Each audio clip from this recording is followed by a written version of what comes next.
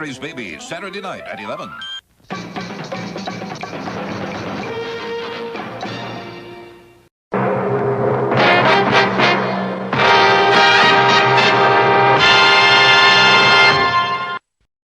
Hey! It's Pod Blast time!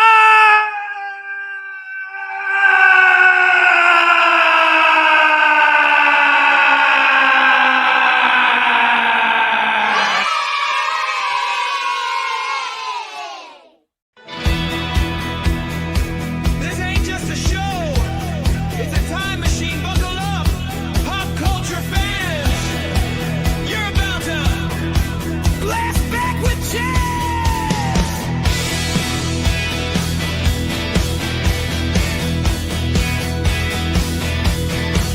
He's got the clips, got the knowledge, got the spark.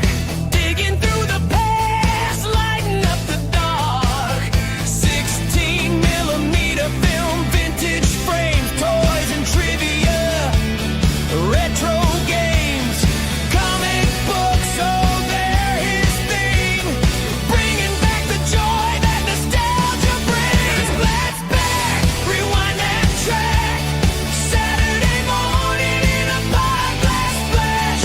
Famous deaths, iconic scenes, laughs and legends from your childhood dreams. Now flip the switch, take it slow. We're going back to the golden glow.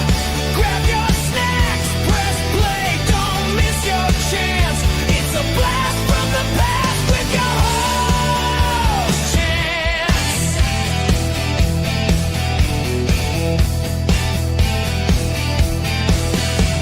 Vintage commercials, Saturday flicks, old school toys and pop culture picks. From He-Man battles to joystick days, it's memory lane in the wildest ways. He's got the reels, the facts, the fire, and encyclopedia of retro desire. Comic books, got them collectibles, showing off. Celeb birthdays, trivia toss. Chance drops knowledge like a retro boss. And he's got that 80s hair. In spirit, a blast back, rewind that track. From VHS to 8-track.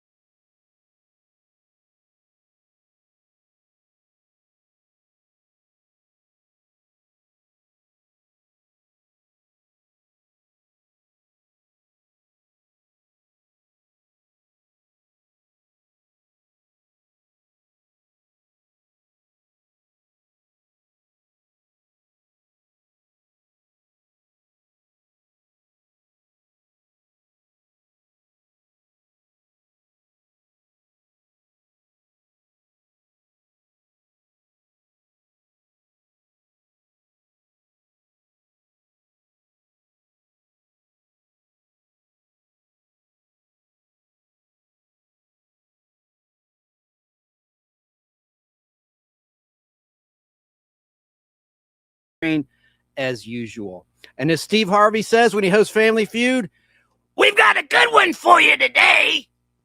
And we really, really do. So again, today's topics are first and foremost, remembering celebrities we love whom we lost this year with our live panel, as opposed to a dead panel, with our live panel.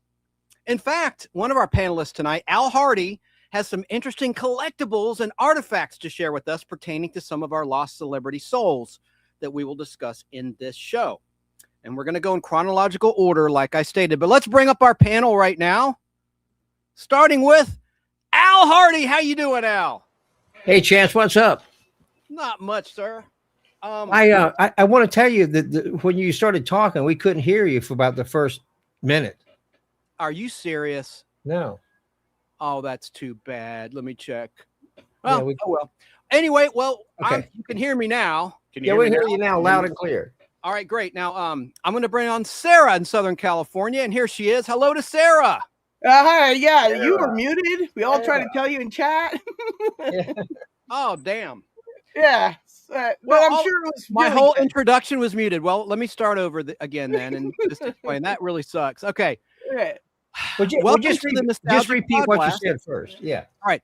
Welcome to the Nostalgic Podblast. Yeah. That's right. It's Podblast time. This is your show, your weird, wonderful, informative, and hopefully fun, sense-shattering time capsule of memories of days gone by as we forge ahead together in the game of life.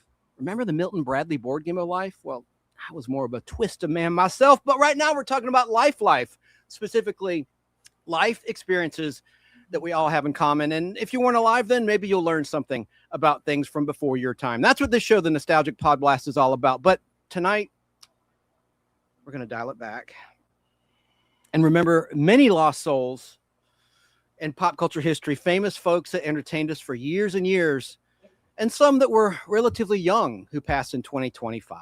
That's our topic. Now, if you want to call in old school, when I open the lines, not now, but when I open the phone lines, the number is 770-438-1050, and your thoughts and comments will be read on the screen. Anyone that's watching via some of the multiple channels in this simul stream, I'll put them on the screen, old school or new school or whatever school, so people can see the comments that are watching live on YouTube or Twitch. Now we can't cover everybody that passed away. So if there's people out there that mention somebody we may have missed, they can mention that too. That's right.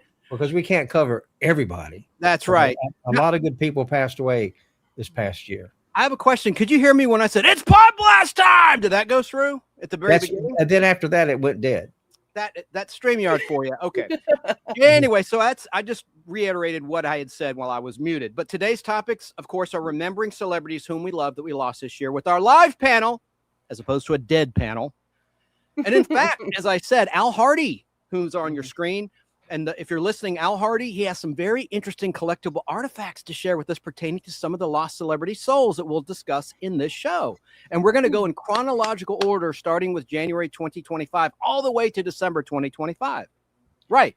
Now, Mikey's supposed to be here. I sent him the little link. I don't know where he's at. If he's in the chat, check your Twitter inbox or X inbox, because I sent you the link, because Mikey's supposed to be here. I hope he's okay.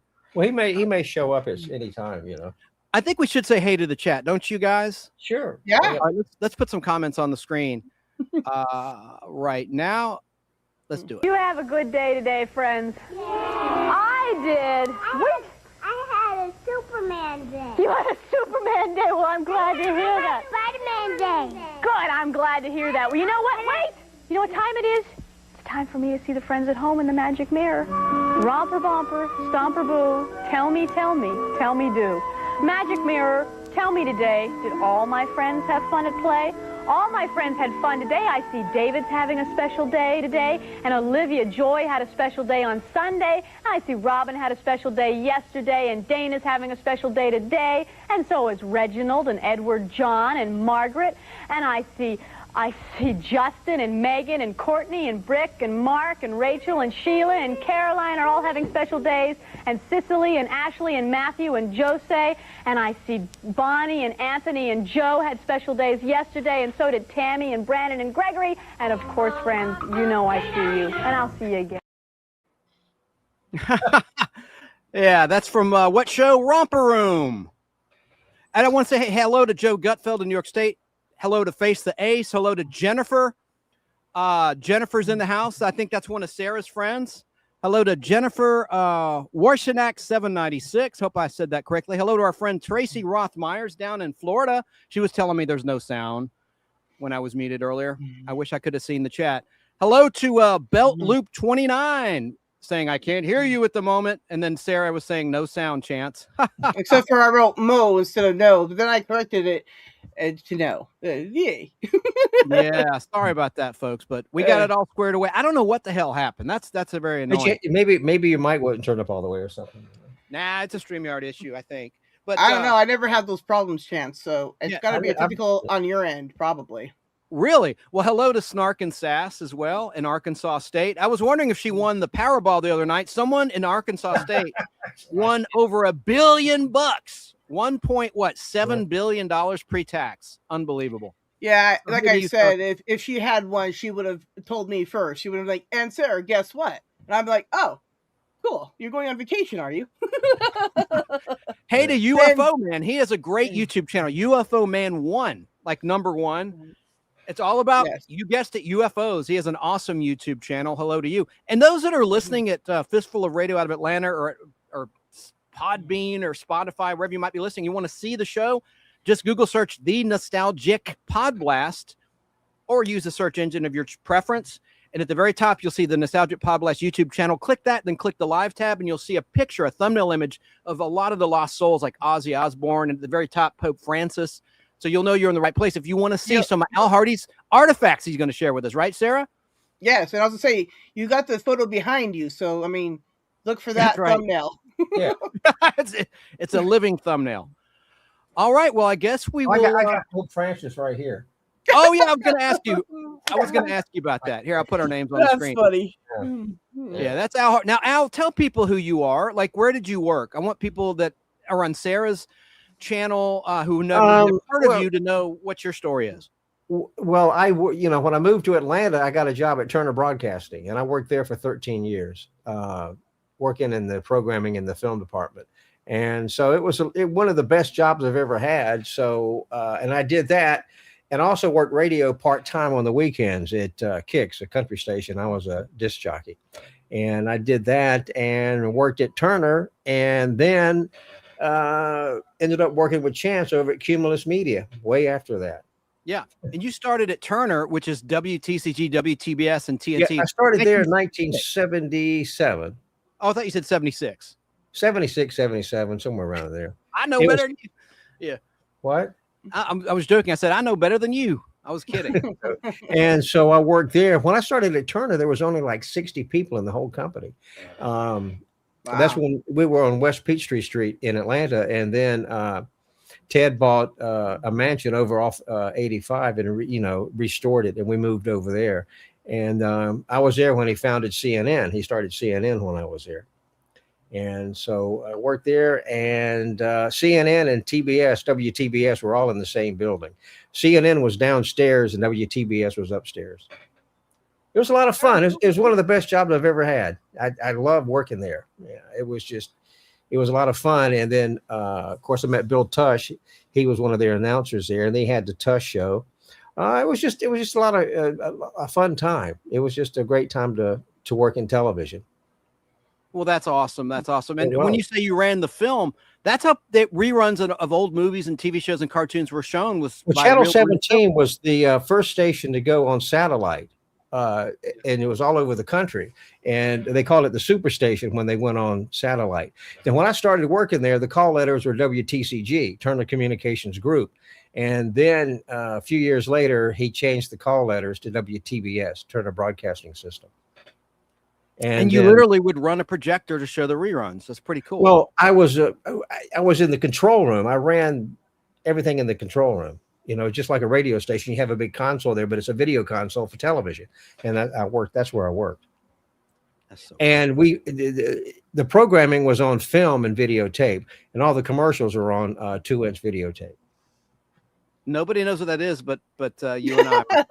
It's just like it was fun. I mean, working in television was a blast. I worked in television in my hometown of Wilmington, North Carolina. I worked there right out of high school, so I knew a little bit about television.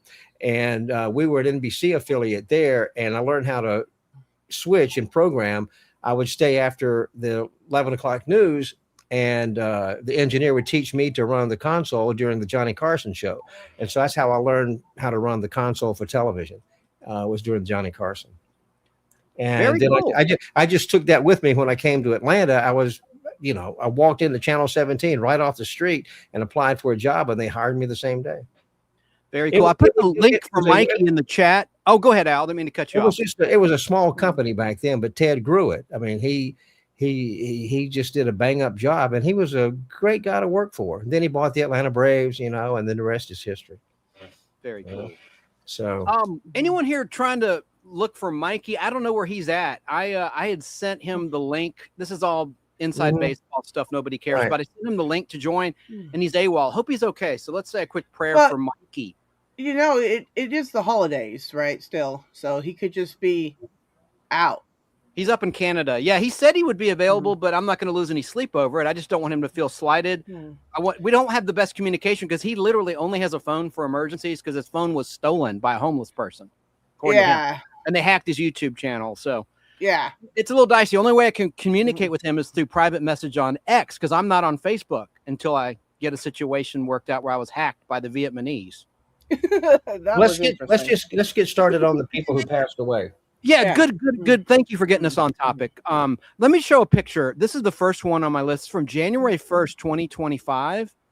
And this is one of the Osmond brothers, and that would be Wayne Osmond.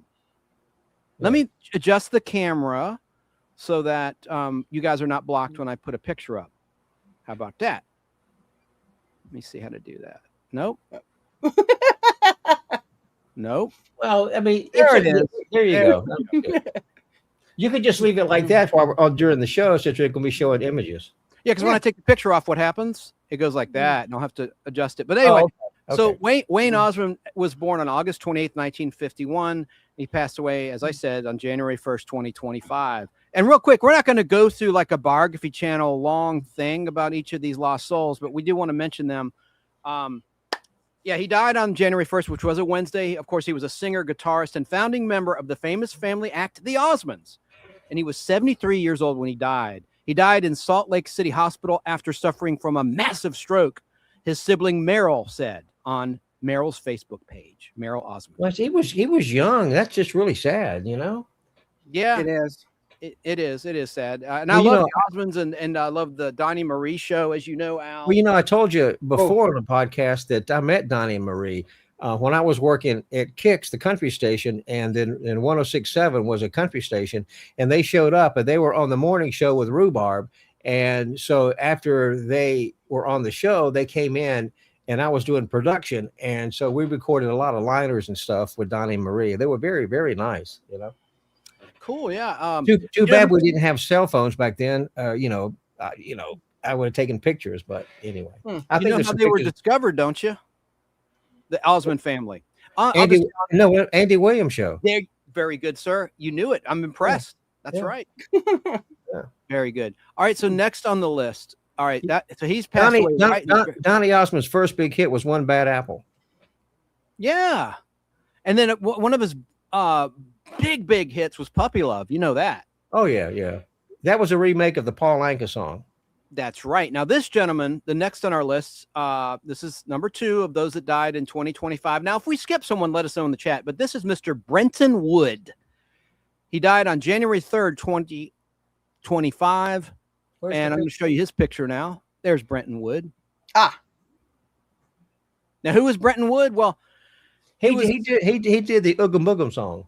Very good. He's the singer best known for the Oogum Boogum song.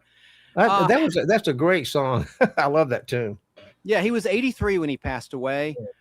So he was really good. I liked his music a lot, and I liked that song. So, and his manager said he died from natural causes in Moreno Valley, California, surrounded by family. Moreno Valley, that's not too far from me. Really? Oh yeah, you're in Southern California, of course. Oh. Yeah, well, I'm in Temecula now, but when I was in Hemet, I was closer to Moreno Valley. But Moreno Valley is not that far from me. Mm-hmm. Very cool. Yeah. Well, next up, I don't have a photo of this person. They took their own life. And that's not why I don't have a photo, but he's really known for being married to someone. Aubrey Plaza's husband, Jeff. Jeff Baina, he died on January 3rd, 2025. According to multiple reports, he was 47 years of age. The LA County Coroner's Office confirmed his death and said his body was found at a home in Los Angeles, California. And the medical examiner's report listed the cause of death as suicide. That's sad. Wow. It is. And he had about a dozen films to his name. Most notable movie credit was the co-writer of the 2004 film I Heart Huckabees, starring Jason Schwartzman, Jude Law, and Naomi Watts. And in 2014, he wrote and directed Life After Beth, a zombie comedy starring Aubrey Plaza, his wife. And it was nominated for the Grand Jury Prize at the Sundance Film Festival. All right. Well, rest in peace. Don't let depression get you, right?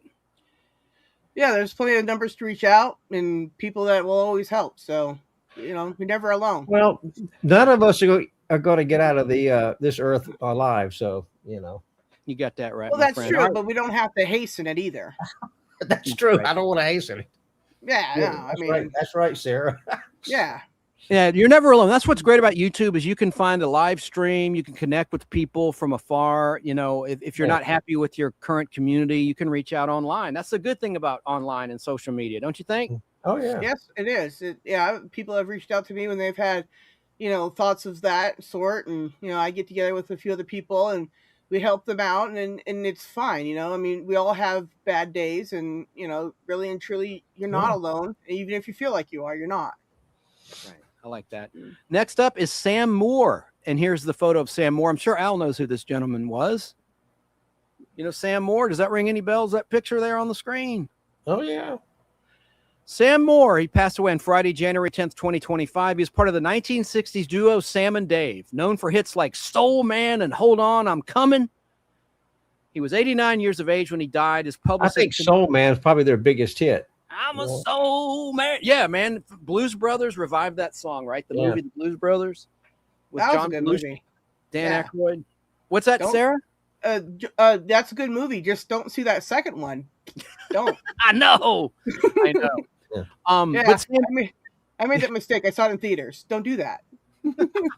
you did? Oh man, that's probably the last time you were at a movie theater. You don't go to the movies much, do you? Well, I mean, out here, really no. Thanks, Tracy. Down these days, it's just a lot of money.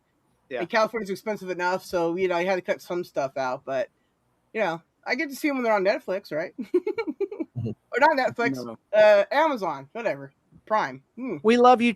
Tracy Roth Myers in Florida just commented, I love all of you. You're my friends, and you're our friend too. Thank you so You're much. epic, Tracy. Sitting on the dock of the bay, And- since Joe Gutfeld in New York State. And High Blue. Wasting time. Well, sitting So, on top of the bay was Otis Redding. Right. Sure was. But Sam he, Moore, he recorded that song and then was killed. He never lived to see the success of that song. it's terrible. I did know that. But Sam Moore, who's on the screen now and anyone who's watching, this publicist confirmed his death to the Associated Press, stating that he died in Coral Gables, Florida, due to complications while recovering from a surgery. So rest in peace. And he's a 1992 Rock and Roll Hall of Fame inductee. Wow. No, he was great. He's And great. he influenced great acts like Michael Jackson, Al Green, and Bruce Springsteen. Oh, well, that's good. Now, next up is an actress. Now, Tracy down in Florida remembers this lady really well. Now, if I say the name Leslie Charlson, would you know who that is? Anybody on the panel? Leslie, I'm not sure of that I'll one. just show you. She was an actress on General Hospital. Oh, yeah. I Well, never watched that, though. she's got a familiar face. I remember. Yeah. Hang on. Let me fix everything. There we go. I think. All right. I'm trying to get the images right. See, it doesn't look right to me. Well, There we go. So, No. I'll never get it right. No. I had it right Just- before. just I leave think them it's in the the column. photo. Let's leave them in the column like that. It's the Let's- size of the photo because it's widescreen. Anyway, and by the way, we're on vertical for the first time. As Sara knows, she's a StreamYard guru. StreamYard and YouTube. I think YouTube might have started this, right, Sara, where you can have a stream on horizontal and vertical. Vertical for phones primarily, but it's a separate chat Right. in each one. yeah, it's awful. I don't like it. Well, It most shows the everybody, landscape. like on TikTok and Instagram, they use the vertical image on the phone. So Right, it- yeah, but see, just that's set the up that thing. way. It's not so good if you're watching it on the TV or the computer or Yeah. the tablet. It's not that good. That's why I always have it in landscape, and you can just switch it back to landscape on your side there, Chance. Right. Okay. Now, Yeah. by the way, I kind of gave you a trick question. I said Leslie Charlson. The H is silent. Her name is Carlson, actually. Leslie Carlson, who's on your screen. She passed on January 12th, 2025. She's known for a role on General Hospital, the soap opera on ABC. She was 79 years of age when she died. And she's a daytime Emmy-nominated actress, and she played Monica Quartermain on General Hospital for nearly 50 years. Wow.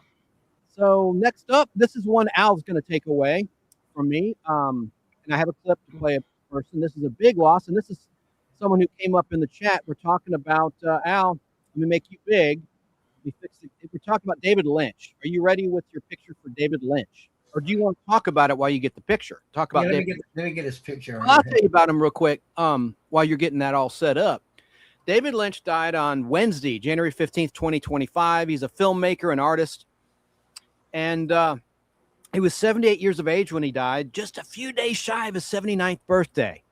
And David Lynch is considered one of the best directors with a dark, surreal, and sometimes unsettling artistic style. My favorite movie he directed was filmed actually in my hometown of Wilmington, was Blue Velvet.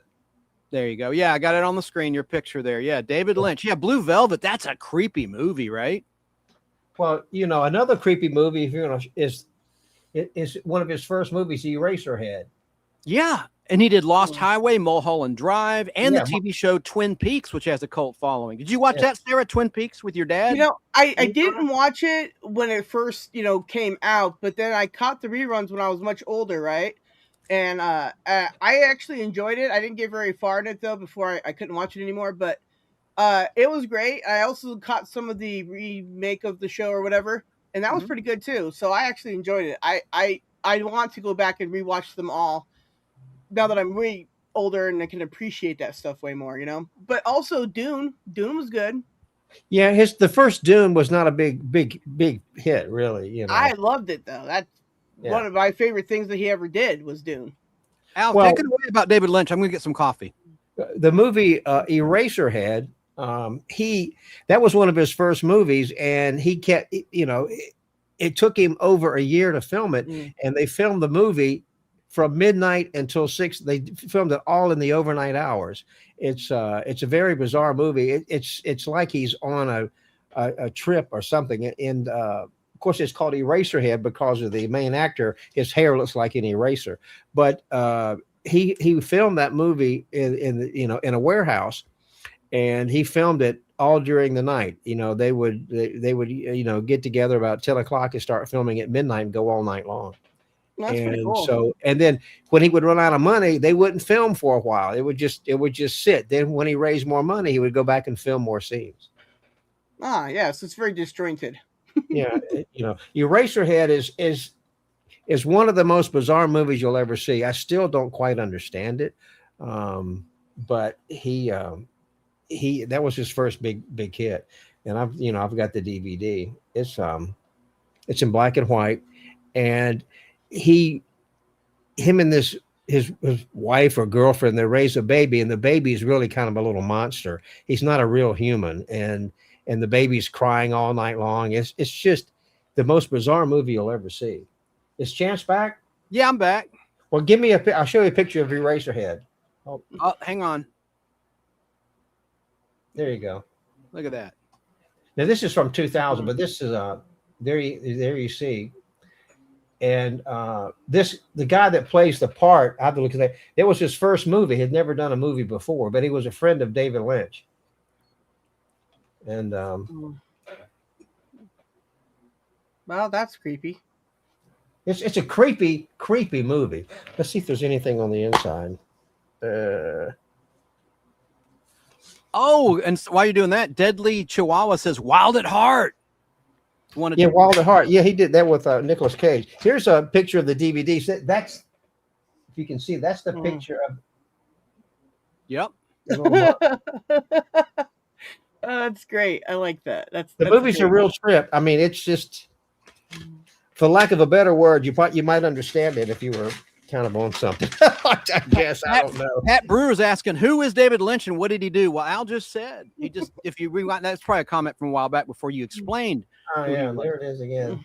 And look, Deadly Chihuahua also liked Fire Walk with Me, right? There you go. And Tracy's saying Eraserhead is a cult classic. It is a cult classic. Epic. Get a Blue Chicken too in the chat. Have you seen Blue Velvet?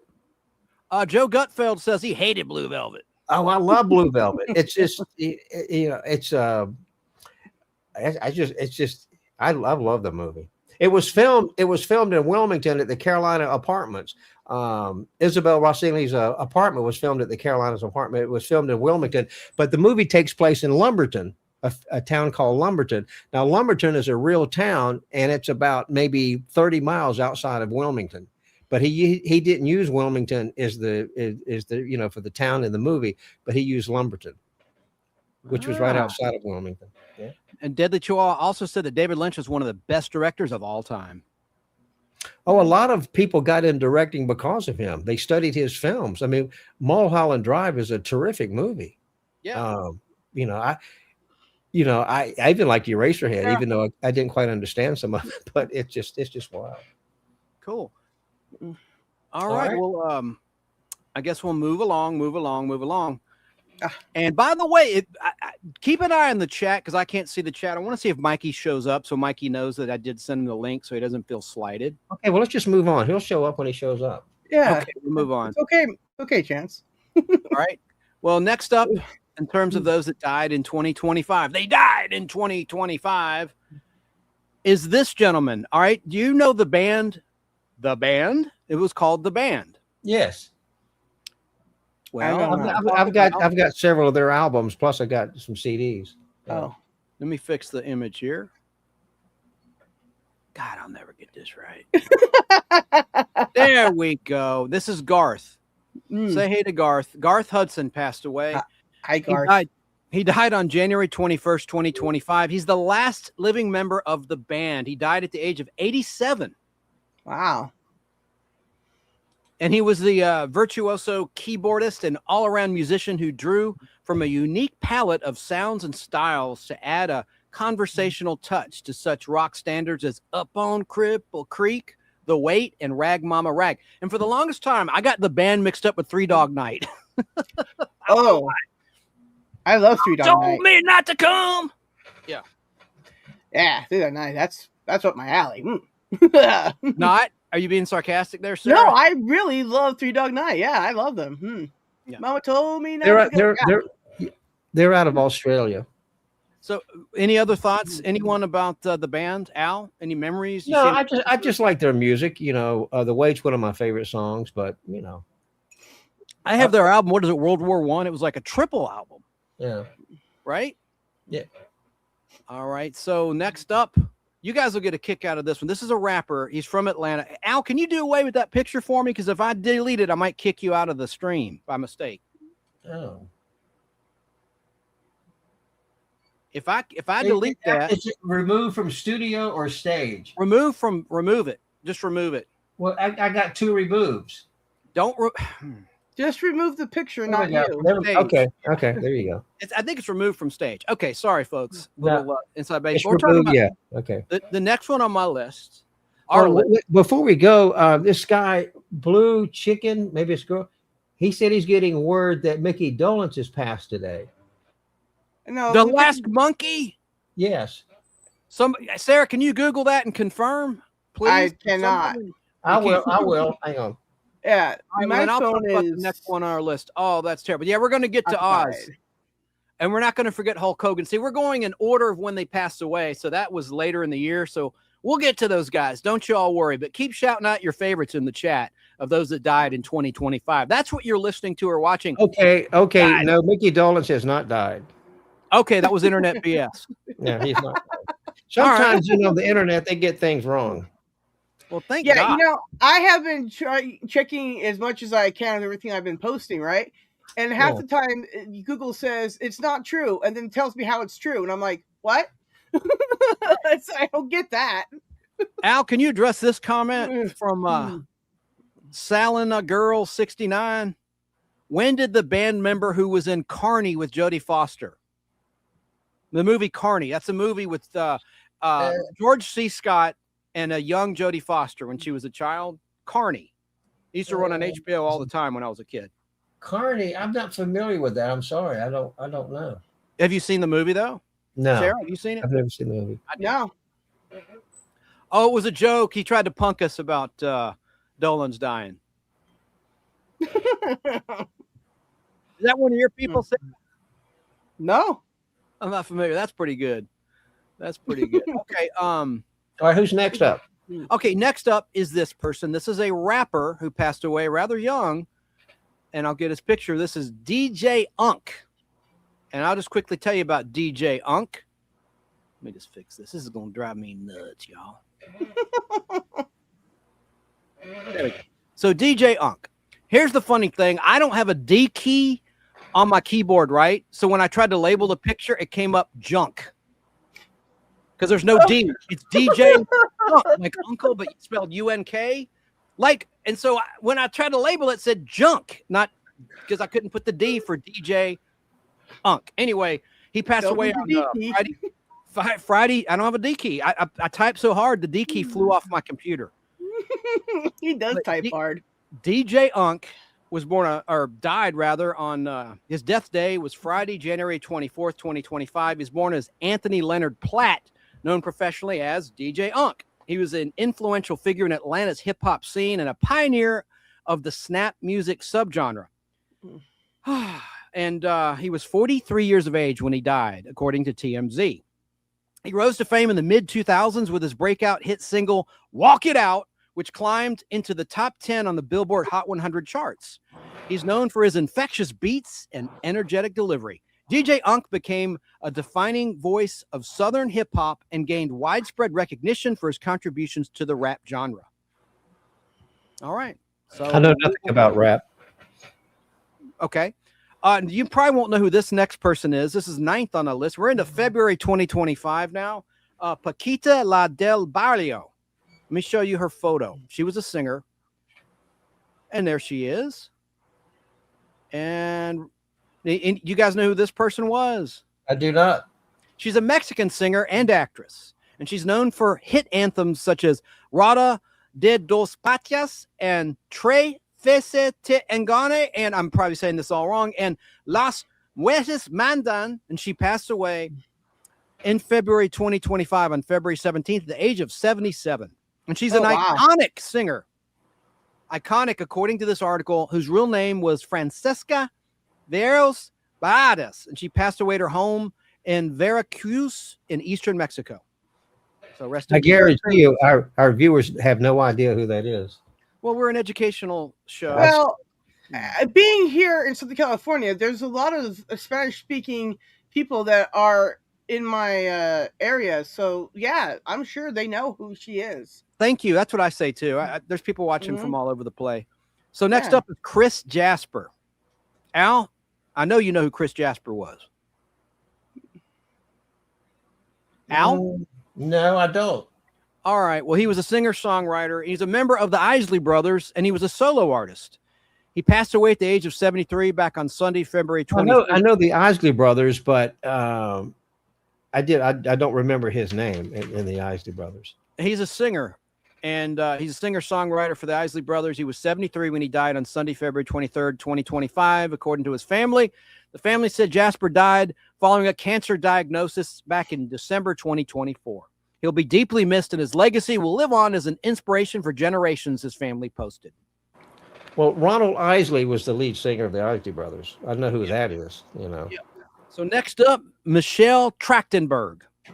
She was relatively young when she passed away. Let me show you. I'll just put a picture up, and then we have a real heavy hitter after her. Do you recognize this face, Al, since you're a big movie lover? No, not right off, no.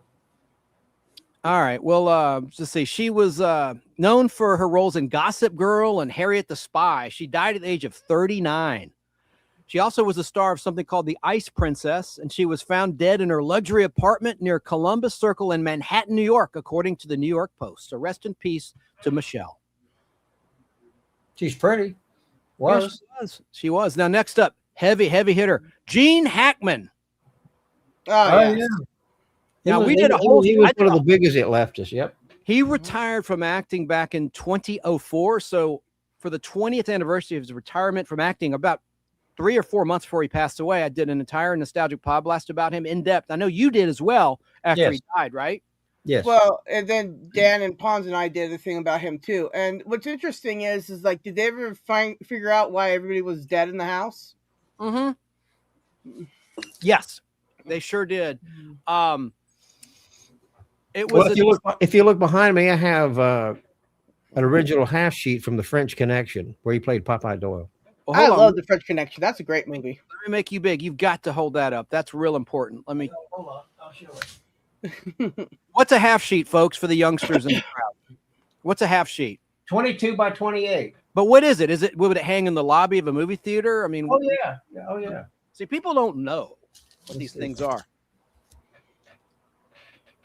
Look at It's that. a movie poster. Hey, your microphone's okay. You got it. That's a good tilt there. You tilted it just right. Sorry, listeners, we're doing a little visual thing right now. That's really cool. How much do you think that's worth? That lobby card? Oh, a couple of $100 easy, but I don't know. I've had it for a very long time.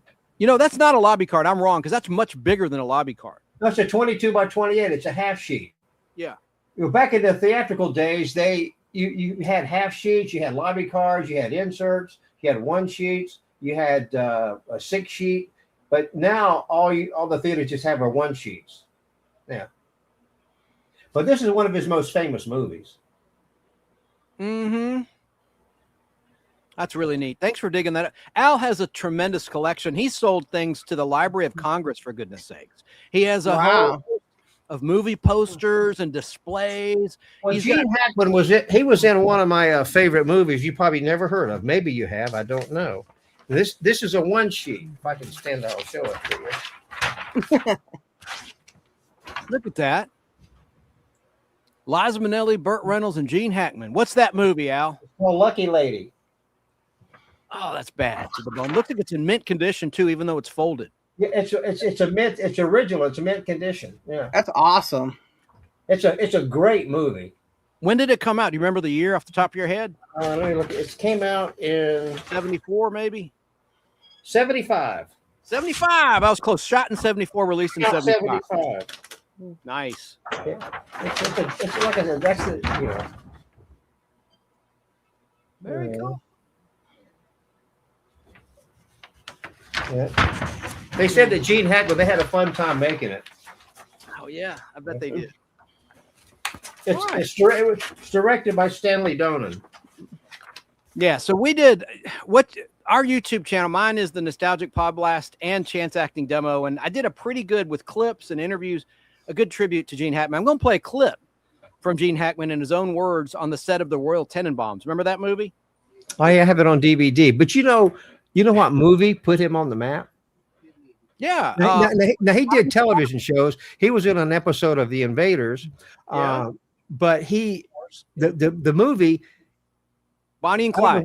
If it says it in there, but the movie that put him on the map, he was really good friends with Warren Beatty, and he insisted that Warren Beatty insisted that Gene Hackman be in Bonnie and Clyde, and that was really his first big role. Bonnie and Clyde's a great movie, and also Gene Wilder had a very small part in Bonnie and Clyde. That's what she said. Sorry, and that was his first movie. Yeah. Wow. And also, did you know? I know a lot of people in the chat know. I'm sure Joe Gutfeld knows. He was supposed to be in the Brady Bunch. He was going to play Mike Brady, but he turned the role down, and Robert Reed was cast when Gene Hackman turned down the role of the father in the Brady Bunch. Well, that sounds great. Don't be the Brady Bunch, Dad. Don't do that. Yeah. I don't think there's a Gene Hackman movie I don't like. I know. He retired 21 years ago, 20 years before his death. So at least he had 20 good years of life. But I mean, he was great at Mississippi Burning, the Poseidon Adventure. He could do it all, Oh, the Poseidon Adventure is a great New Year's Eve movie set during New Year's Eve. And Leslie Nielsen played the captain when he was still doing serious roles. Oh, yeah. Captain of the SS Poseidon on New Year's Eve, the ill-fated Poseidon. I even like the remake. There's nothing like the original. And they even made a sequel, right? Remember the sequel? Yeah, it wasn't very good. 1979. Angela Cartwright was in it from Lost in Space and The Sound of Music. Anyway, Gene Hackman, it was reported back on February 27th, 2025 that he died, but he actually died on Tuesday, February 18th, 2025. The body wasn't discovered for quite some time. Yeah. He died. He collapsed, and his wife found the body, and then his wife died of an illness after Gene Hackman died. Of course, he was an Oscar-winning actor known for his performances in The French Connection and Unforgiven with Clint Eastwood, one of my favorite movies of all time. And he was found dead along with his wife, a classical piano player or pianist, Betsy Arakawa, and their dog. Their dog died too at their Santa Fe, New Mexico home. Officials said the dog died from starvation and lack of water. Well, yeah, one dog died. The other One one dog, lived. yeah. And there's, if you need to look it up, there's police camera footage of them entering the house and stuff. So it's all out there. You can see it all. There was no foul play, thank gosh, because there was speculation he might have been murdered, and thank goodness that wasn't the case. Yeah. We all love him It's so many weird how he was dead, then she was dead, and then it was very suspicious for sure. Yeah, and he was. Guess how old he was when he died? He was 95 at the time of his death. His wife was 63. Wow. And his cause of death was not immediately known, as you said. He was really good at a Western movie that I really like called Geronimo. He was in that. He was just excellent. Robert Duvall was in it. Gene Hackman, and a stellar cast. Geronimo. I'm going to answer that question officially for the chat. Cause of death. Gene Hackman, the official cause of death. It was heart disease, complicated by advanced Alzheimer's disease, with his pacemaker showing abnormal heart activity around February 18th, 2025, shortly after his wife, Betsy, died from hantavirus. Autopsy reports indicated severe heart issues, including congestive heart failure, but no evidence of dehydration, despite his stomach being empty, suggested he hadn't eaten recently. So that's really sad. Wow. Yeah. That sounds horrific. What's your favorite Gene Hackman movie, chat? Let us know while we're live, and I will put your comment on the screen. It is so sad. I don't have a favorite Gene Hackman. I like them all. I don't like one over the other, to be honest with you. Well, I'd have to say for me, growing up, the one role that he sticks out in my mind is Lex Luthor for sure. I mean, as a kid, I loved Superman for sure. Yeah. And he was great. I enjoyed him. And then the third one happened, and I did seizures and stuff. I don't know. It was great. Well, he crossed several generations of viewers. I mean, for me, it was in the 70s. In 1967 is when Bonnie and Clyde came out. So for me, it was the middle 60s. I discovered Gene Hackman, and then following him all the way through all of his movies. And another great movie he did was Crimson Tide. That's a great movie with Denzel Washington. Awesome. Chance disappeared. Did he get abducted by aliens? What happened? All right. Anyway. And of course, Hoosiers was good. Music and fun, etc. says Unforgiven was on TV tonight here in the UK. Good film. Cool. That's awesome. I love Unforgiven. And some other. Well, he and Clint Eastwood were pretty good friends, from what I understand. Okay. Well, let me carry on with the show here. I'm just getting caught up with the chat. I don't want to neglect the chat. William says, I was in a few movies, but I was an extra in the movie, so I didn't make that much. But I met a lot of stars in California. Didn't mean much to me, but it was something. Very cool, William. Absolutely. Well, absolutely. Well, I ran dailies for a long time. I worked on Geronimo in Moab, Utah. But I worked on a lot of movies here in Atlanta. I was a dailies operator, and that's when they show the dailies the next day of the films they shot. And so, but now most everything is shot digital, so they can watch their dailies almost instantly after they shoot it. Yes, they can. I've seen it many times on the set. Do you know William? Hey, William, welcome to the Nostalgic Pod Blast and My Flock is Everywhere YouTube channel, and Al's Place. Al's Place on YouTube. Yeah. Sarah, do you know William? No. William, how did you find us? I'd really like to know. And also, Girl 69 says Estelle Parsons and Willy Wonka. Was Gene Hackman in? No, he wasn't in the remake, was he? By Tim Burton? No. I never really. No. I couldn't get into it. But I didn't watch it. What's that? I didn't watch that remake. I have self-respect, it's the original. Joe Gutfeld answered my question about the best Gene Hackman movies. He chooses Hoosiers, Class Action, and of course Superman the movie and Superman 2. Oh yeah. 1 and 2, very good movies. I like them. Oh, and when he was an extra, he met Clint Eastwood, and he met Dennis Weaver, George Burns, and George Burns was a decent man. I met Clint Eastwood at Turner. You did? I met him in The Trouble with the Curve in Atlanta. He was directing and starring in it with Amy Adams and I met him. Justin Timberlake. I met it at Turner. He was in town promoting a movie he did. It was based on the life of John Huston. Something elephant. I can't remember the title, but anyway, that's when I met him. Yeah. Oh, and Salinger Girl 69 also says, why was there no wellness check on Gene Hackman and his wife? Yeah, his daughter didn't check on him. Yeah. Well, it's sometimes, it's just, people in the movies and stuff, they don't get along with their siblings sometimes. It's just crazy, Well, yeah, and I don't know if that's sometimes people just are busy and they have plans to meet up at a certain point and don't think about checking in between either. So, there's that. Hey, Keebler. Yep. Hey, Keebler, one of my mods. Sarah's one of my mods too, as is Chrissy, Rainbender's Banner YouTube channel. The submarine movie. Crimson Tide. We just talked about that. Yep. Didn't we? The submarine. Yeah, she's just acknowledged, she or he. Sorry, a girl. Well, I mean, girl. Yeah, I'm sorry. okay. I'm not good today. Obviously, you're female. All right. So, let's move on then. So Gene Hackman, because we did a whole entire pod blast about Gene Hackman. Mine's very thorough. Yep. So rest in peace to Gene Hackman. He's one of the greats. All right. So next up on the list, let me put the photo up. Do you know who Angie Stone is? Panel. Well, put the picture up. Let me see. Yeah. Oh, you know what? I'm going to mention someone before I do that. I'm bad. The 13th on my list is David Johansen. No photo. I'm just going to mention David Johansen passed away on February 28th, 2025. He's a last surviving member of the New York Dolls who later performed as his alter ego, Buster Poindexter. Buster Poindexter. He died on February 28th at the age of 75. You remember Buster Poindexter? I remember the name. That's all I know.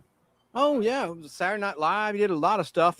He died at his home in New York City after it was revealed he had stage 4 cancer and a brain tumor. So rest in peace to David Johansen. Wow. And Buster Poindexter, his alter ego. I should have pulled up a picture of him. But now we're into March 2025 with Angie Stone. This was Angie Stone. I thought I had the picture. Okay. I do. There's Angie Stone. Rest in peace to Angie Stone. 1961 to 2025.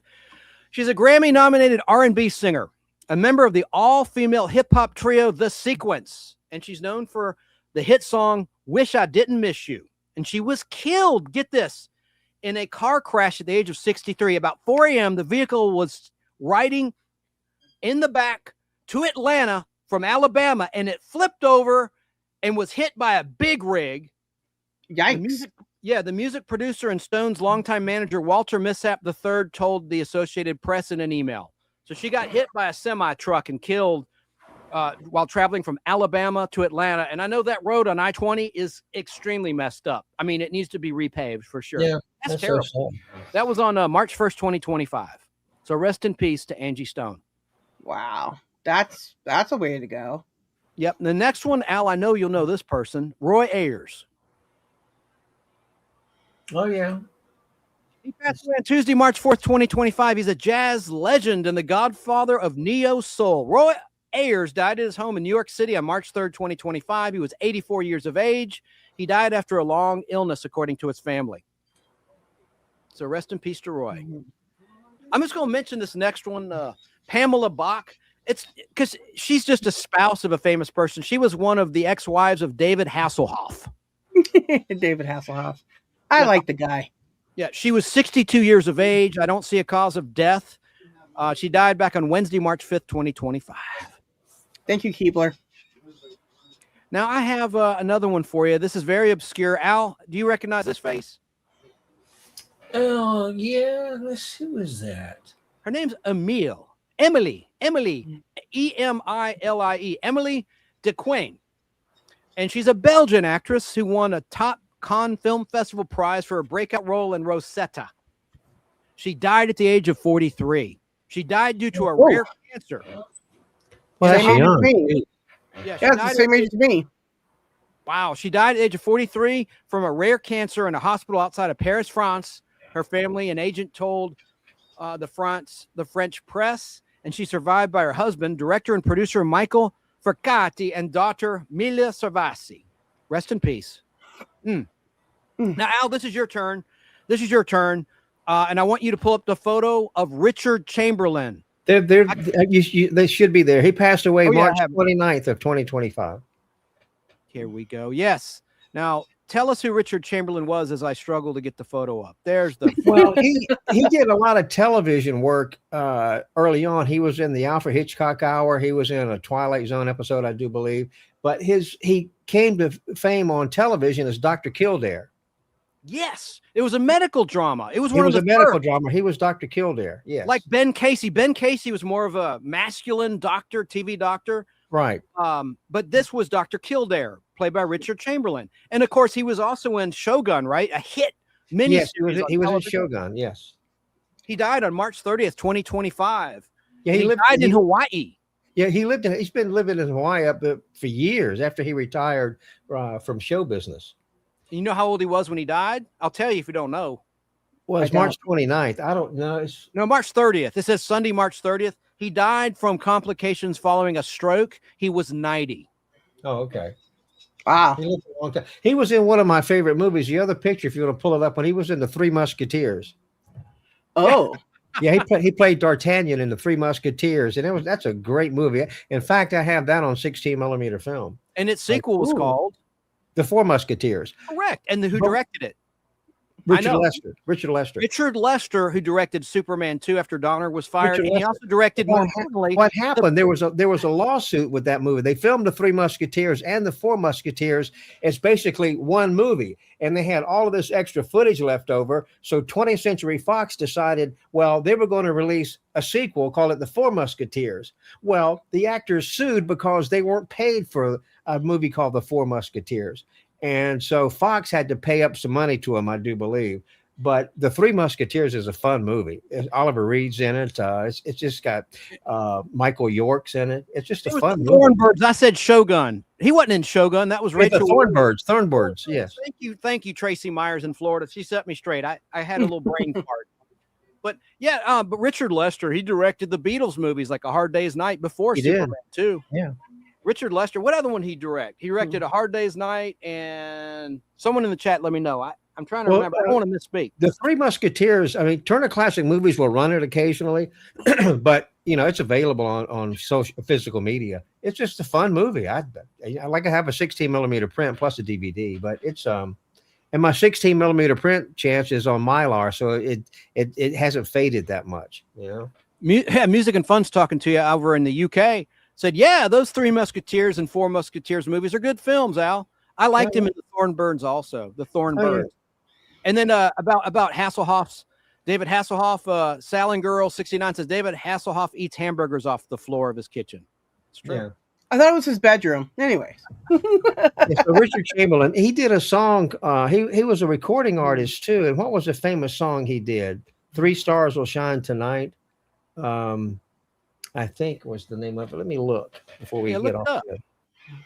Look it up. And then while you're doing that, let me just look at the comments. Thornbirds and Three Musketeers. And Joe Gutfeld says Richard Chamberlain was gay. Talking about his personal life. Okay. Yeah, he lived with his partner in Hawaii. Let's see here. What was the song? Oh, no, it couldn't have been. It was his partner, golly, Gomer Pyle himself, Jim Neighbors. He lived in Hawaii. What was the song? Hey, I Googled it, but I don't know the song. I was kidding. I guess my joke fell on deaf ears. Richard Chamberlain was involved with a Gomer Pyle. Now, everybody knows Jim Neighbors, before he passed, he was a macadamia nut farmer. He was very successful at that out in Hawaii, one of the Hawaiian islands. Anyway, sorry. Go ahead, Al. Al? Is he gone?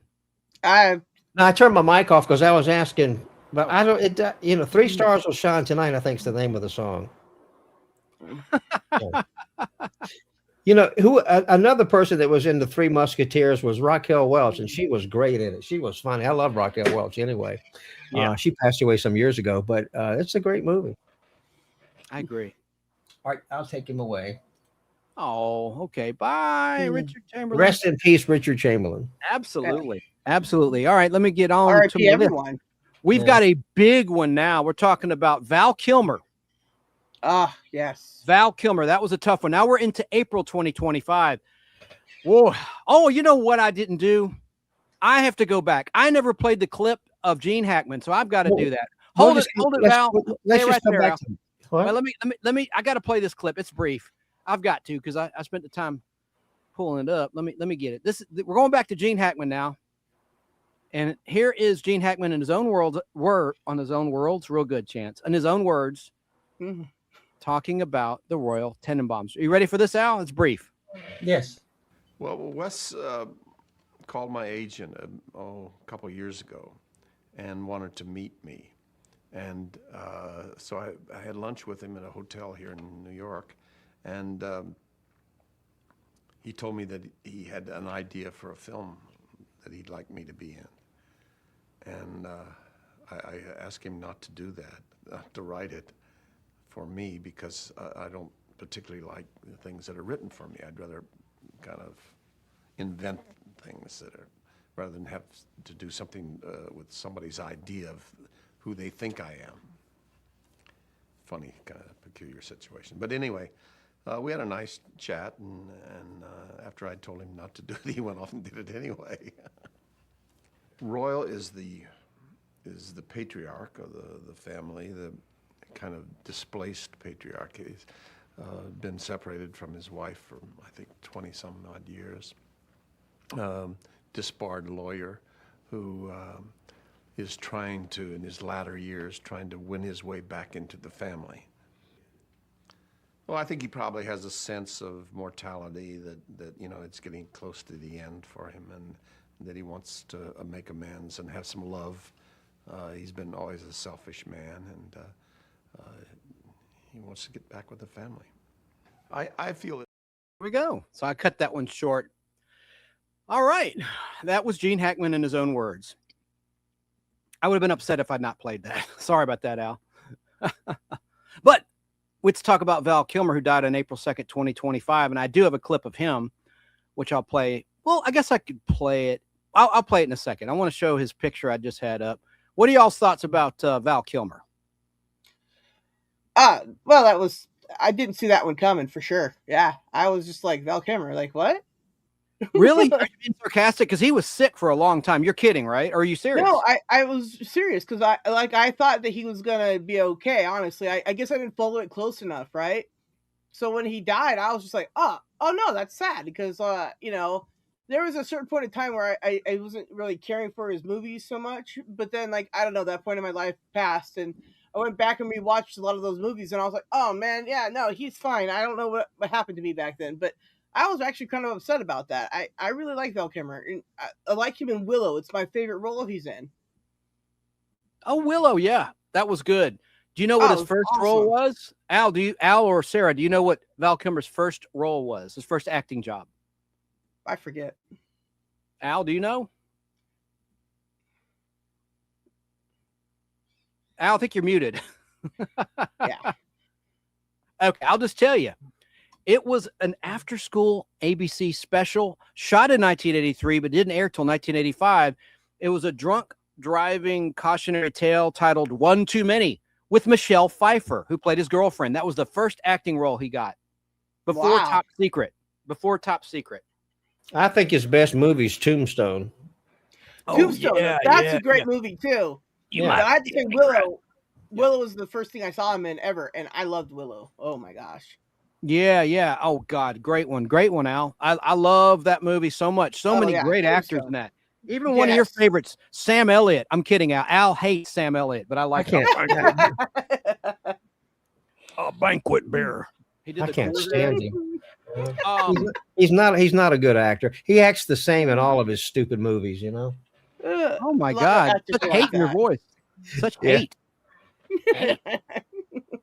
Such hate. All right, so Val Kilmer, I do have a clip I'm going to play, but before that, I'll just say, of course, I saw him in the Doors movie as Jim Morrison. I thought he did a great job in that. And of course, Top Gun and the sequel to Top Gun, that was his last big movie, or if not his movie. You know, I could have met him at the Atlanta Comic Convention downtown Atlanta, and my friend Jeff Logan and I showed up on the last day, and he'd already packed up and left. This is like 3 years ago. I wish I'd met him. I never got to meet Val Kilmer. Yep. That would have been cool. Yeah. He died in Los Angeles, And his daughter, Mercedes Kilmer, told the New York Times that her father succumbed to pneumonia. Val Kilmer had been battling health issues since a throat tumor was discovered in 2014. Yeah. Well, there was a series, I think it was on Netflix. It could have been Prime. It was called Val. And it basically told the story of Val Kilmer, and it was narrated by his son. And it was really good. It's called Val. I think it was on Netflix. It could have been on Prime, but it's really, if you can find it, you should watch it. It's called Val. It's terrific. Really good. Wow. Music and Fun's letting us know that those that might not know this, Val Kilmer played the voice of Kit in the Knight Rider reboot. Which one? There was like 80 reboots, and they're all awful. God, they're all awful. Do you guys on the panel know what KITT stood for? The letters KITT. I forget. It was all right. I'll just tell you. It was the car, of course, KITT, but it stood for something. The letters K, letter I, letter T, letter T stood for Knight Industries 2000. Like yeah, the spelling of the numeric 2000. Knight Industries 2000. Now, who played the guy who changed Michael Knight's face and created the car? Which actor? You know, Al, who played the guy who died in the pilot to Knight Rider, the original? He also did the right of the opening credits to Knight Rider. Sarah, you know who this is. I can't think of his name, but yeah. Richard Basehart from Voyage to the Bottom of the Sea, the TV Voyage to the Bottom of the Sea, played Admiral Nelson. Yep. Right, correct. All right. And Joe Gutfeld got the question right. Knight Industries 2000. That's KITT for short. Or KITT is Knight Industries 2000 for short. Yes. Okay, so now... You know something else interesting about that show, Knight Rider? You know? When they're going into the trailer, right? They really can do that, right? You can really do that in real life, drive up in the trailer and not crash through it. It's pretty cool. Yeah. I watched the whole thing on it recently on how that's a real thing that you can drive in and out of the trailer like that. Really? Yeah. That's pretty cool. It was. That's the Glenn A. Larson show. All right, let's look at a clip of Val Kilmer being interviewed real quick. You know my brother's name is Glenn A. It is? One N. Yeah. Yeah. So Glenn A. Larson thinks when we go around, Glenn's on. Now, everyone listening, including the panel, you might want to check your ears because the audio is kind of hot in this clip. It's kind of loud and hot. Let me just play a little bit of Val Kilmer being interviewed. He didn't do many interviews, nor did Gene Hackman. So I'm glad I could find some clips of those two. Let's watch a clip of Val Kilmer and let's listen to Val's own words. Val, my God, you were great in this movie. Oh, thanks. And what a role. You get to play this big, fat, happy drunk. I mean, you must have been relishing it. Yeah. Not just Angelina Jolie as a wife. I had another 18-year-old French 6-foot-tall brunette wife, too. Yeah, it's a tough life, Val, but someone has to do it. I liked it. It was really fun. When Oliver came to you and said, I want you to be in this, I mean, what was your reaction? What would you, do anything for Oliver, basically? Yeah. We talked about doing this story when we did The Doors together. And there's actually a scene where Jim Morrison's looking in the mirror and it crossfades to a bust of Alexander. And I knew the story well from high school days. And I was so happy for him when I found out he was doing it. And I may have even called him first just to say, is there something I can do? I knew I wasn't going to be Alexander. Mm-hmm. But it was just great because I knew King Philip's life, and he's such a gregarious character. And then he told me Angie was hired, and I love her, and Colin I loved meeting him. We just started laughing right away. And was there anything special that you did to prepare to play Philip? Or I just ate all across 3 continents. I'm still suffering. I wish somebody would pay me to do that. No, it hurts. It's no fun. I've played several drunks, so I didn't need to research alcoholism. Yeah. Plus, there's 30 Irishmen in it, so it was a lot of on-site education. I'm sure. God, they're funny. It was the best group of people. Yeah. I can't even I'm imagine. doing a musical right now. This is the best cast, but until then, Alexander was the best cast. Yeah, we'll talk about Moses after, because talk about epic proportion, another epic that's character. great. But when you you started working opposite Colin, and you saw that he was taking on this role. I mean, what started to impress you most about him, or his work ethic? You know, what was it about this guy? Why did you think he made a perfect Alexander? Well, he really has he's really dedicated. He's dedicated to joy on screen and off. He really is looking to enjoy life, and he makes people feel good. He's very charming, and those qualities are in him. But then to add the dread of responsibility of really living as a leader, but in service, which is the only way Alexander was great. Mm-hmm. It's a quality his father had. All those great generals were in prisoners of war for a decade, and they lived as brothers, not as the king with his servants. So when they got out, King Philip never saw himself as better than anyone, but he was the king, he was the ruler. Sure. And Alexander. Is it just me, or does he sound really, really high? Sarah, I can't hear you. I must be my audio. Let me check something. No, I don't want to unmute afterward. Okay, so that was Val Kilmer. God rest his soul. He was one of my favorite actors of all time. Let's see. Oh yeah, he was great, actually. Yeah, I was so sad when he passed away. Let me put the picture back up. Anybody out there, what is your favorite Val Kilmer film? Let us know in the chat, and I'll put your comment on the screen and read it on the air. And as we look at the comments now, Zobraplex said, I got to say the most surprising loss was Rod Reiner, he said. Yeah, I know you met Rob Reiner. We'll talk about him. Yeah, that's later, because we're going in chronological order, and right now we're not even midway through 2025. Top Secret, Zobraplex said, was one of his favorite movies of Val Kilmer's. That was his big breakout role. Sure was. All right, so let's look here. Get back to my list. Rest in peace, Val Kilmer. Okay. Oh, I got one. I was waiting for Al. I don't know where Al went. He might be walking his dog, Sonny, the Cocker Spaniel, black Cocker Spaniel. But I have one that's really good, and I have a clip and a picture of this person. This was a child actor. As I stall, waiting for Al to come back, I'm going to take a little chat break. The Doors movie. That was Kathy Donito 420's favorite Val Kilmer movie.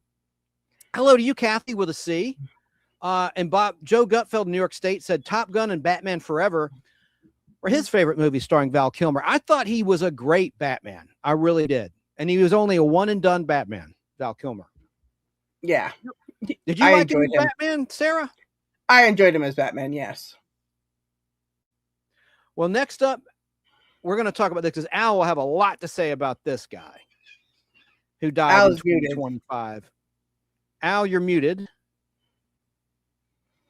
I'll just put it on the screen. Jay North. Little Dennis the Menace on TV. Mm-hmm. So a little bit about Jay North. Jay North, I have a clip of him. He died on Sunday, April 6th, 2025. Jay North, of course, is best known for playing the title character Dennis Mitchell in the 1960s black and white sitcom Dennis the Menace. He died at the age of 73. His longtime friend Lori Jacobson and booking agent Bobby Vent said he died at his home in Florida and he had colon cancer. Now, Al, who was your favorite actor? There were two actors who played Mr. Wilson, the neighbor of Dennis the Menace on the TV show. Who was your favorite? Al? He's still Al. muted. He's still You're muted, Al. We can't hear you. Can you hear me now? Hear you. Yeah. Yes, we can. I don't know how that got muted. Anyway.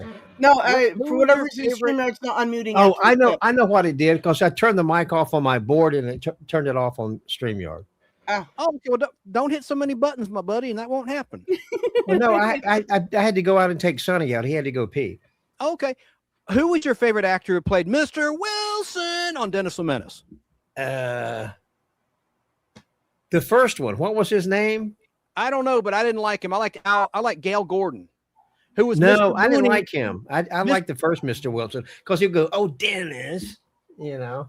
Yeah, he didn't look anything like the cartoon character, Mr. Wilson. I thought that Gale Gordon, spelled Gale, he's best known for playing Mr. Mooney in the Lucy Show, Lucille Carmine's boss in the bank.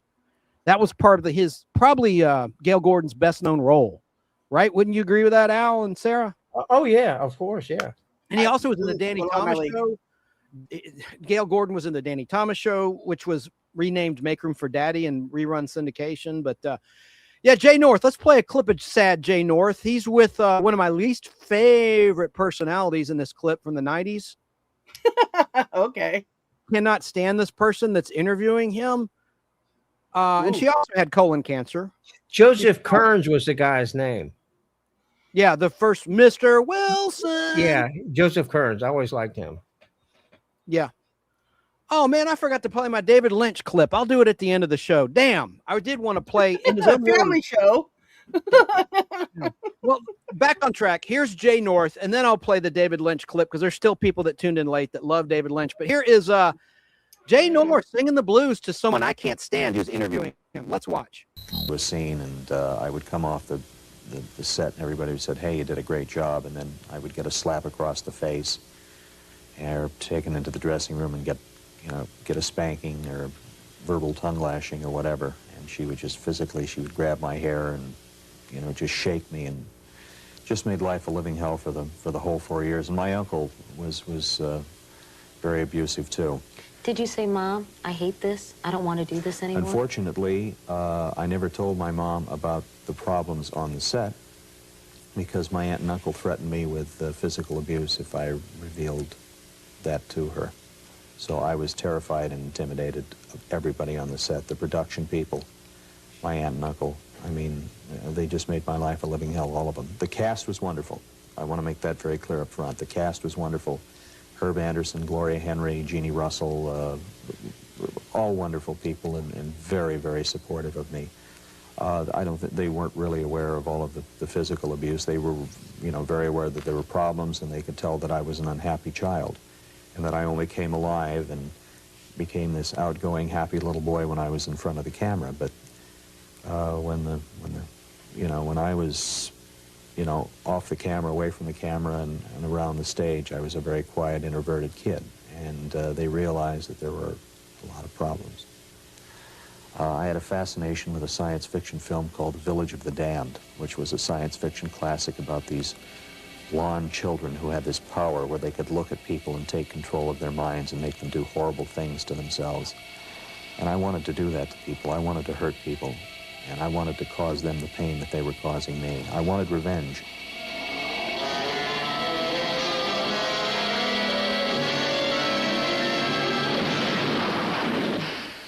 And I remember when I would get my scripts, I used to draw on the back of my scripts, and I'd draw horrible pictures of people, especially like the production people, and I would have their names written down on the drawings. People in guillotines, people hanging, people on fire. Just horrible drawings of people being tortured and killed. And how old were you? I was 7, 8, 9. And nobody ever bothered to look in the script and look at these pictures and say, here is a child that is in real deep psychological trouble. Wow. What do you think about that? It's funny on StreamYard when my mic is muted. When you go back, I have to unmute it myself. Right. I just said that StreamYard wasn't unmuting after the clips. Oh, I didn't hear that. I'm sorry. That's okay. I noticed that today. Jay North was kind of bitter. He didn't enjoy doing Dennis the Menace at all. I agree. You have Mommy Dearest as your mom. Ugh. Yeah, and I can't stand Katie Couric, who interviewed him there. I didn't know who that was. Wow. Okay. Well, it looks different with the short hair. Katie Couric used to be on the Today Show on NBC. And that's where that clip's from, the NBC, the Today Show from 1990-ish, 91, 90, something like that. Yeah, he was definitely a bitter guy about his acting days. I cut that short because they were starting to show movie clips like Village of the Damned. What do you think of Village of the Damned? By the way, a little trivia about that before you answer that. The remake was the last movie Christopher Reeve did before he was paralyzed. It was released in 1994. John Carpenter's Village of the Damned, and Mark Hamill was in it. So you had Luke Skywalker and Superman together in that film. And Mark Hamill played a preacher in Village of the Damned, the remake by John Carpenter. What did you like the original Village of the Damned, Al Hardee and Sarah? I did. You know, I can't remember if I've seen the original, but I definitely saw the remake, and that was awesome. I enjoyed that. So I know I would love the original because I'm kind of like an original person. Like I love the originals way more than remakes usually. Yeah, Al? usually remakes they drop it. Well, Dennis the Menace made a couple of movies. He did two movies at MGM. One was called Zebra in the Kitchen, and the other one was called Maya. So he did 2 feature-length films when he came off of Dennis the Menace. Keebler says, I disagree. He liked doing Dennis the Menace. He didn't like the people behind the scenes on the crew. Yeah, but the people made it miserable for him. I mean, he often said that. He may have enjoyed doing it, but the crew, they were just, you know. And he says, Zupperplex says, that's a potential serial killer right there, referring to Jay North, I assume. Terrible. Hey, Snarky in the Arkansas State. Well, later on, Jay North, he kind of changed his tune a little bit towards the end. He wasn't so negative on Dennis the Menace. So they do still play Dennis the Menace. It's on Antenna TV in terms of terrestrial television, rabbit ears, in terms of free over the air in the USA anyway. If you have an affiliate near you of Antenna TV, you can catch Dennis the Menace, right, Al? Yeah, it's still on Antenna TV. It might be streaming on Pluto, or it should be. Who owns that? Universal owns Dennis the Menace, I believe. Isn't that a Universal show? MCA? Didn't they have the MCA logo? No, it's not an MCA. I don't know who owns it. It's not MCA. Are you sure? I thought it was MCA. Universal. Look it up. And if you don't mind, sir. So now, while you're doing that, I'm going to play a quick clip of David Lynch talking about the creative process. It's an important one. It's only 2 minutes long. Less than that. I'll cut it before the full 2 minutes are up. But this is the late, great director, David Lynch. We already talked about him earlier. Forgot to play this clip. Check this out. An idea comes, and you see it, and you hear it, and you know it. How does it come? It comes like on a TV in your mind.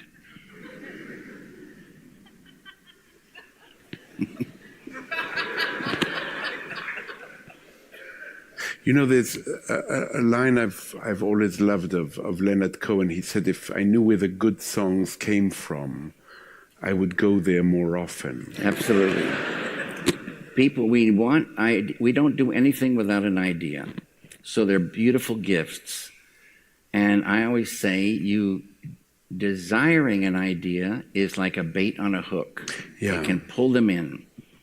And if you catch an idea that you love, that's a beautiful, beautiful day. And you write that idea down so you won't forget it. And that idea that you caught might just be a fragment of the whole, whatever it is you're working on. But now you have even more bait. Thinking about that small fragment, that little fish, will bring in more. And they'll come in and they'll hook on. And more come in, and pretty soon you might have a script, or a chair, or a painting, or an idea for a painting. But they come as in small... More often than not, small fragments. I like to think of it as in the other room, the puzzle is all together, but they keep flipping in just one piece at a time. In the other room... Over there. in a sense, David, there's always another room somewhere. That's a beautiful thing to think about. Let's think about it a bit. No, you think about it.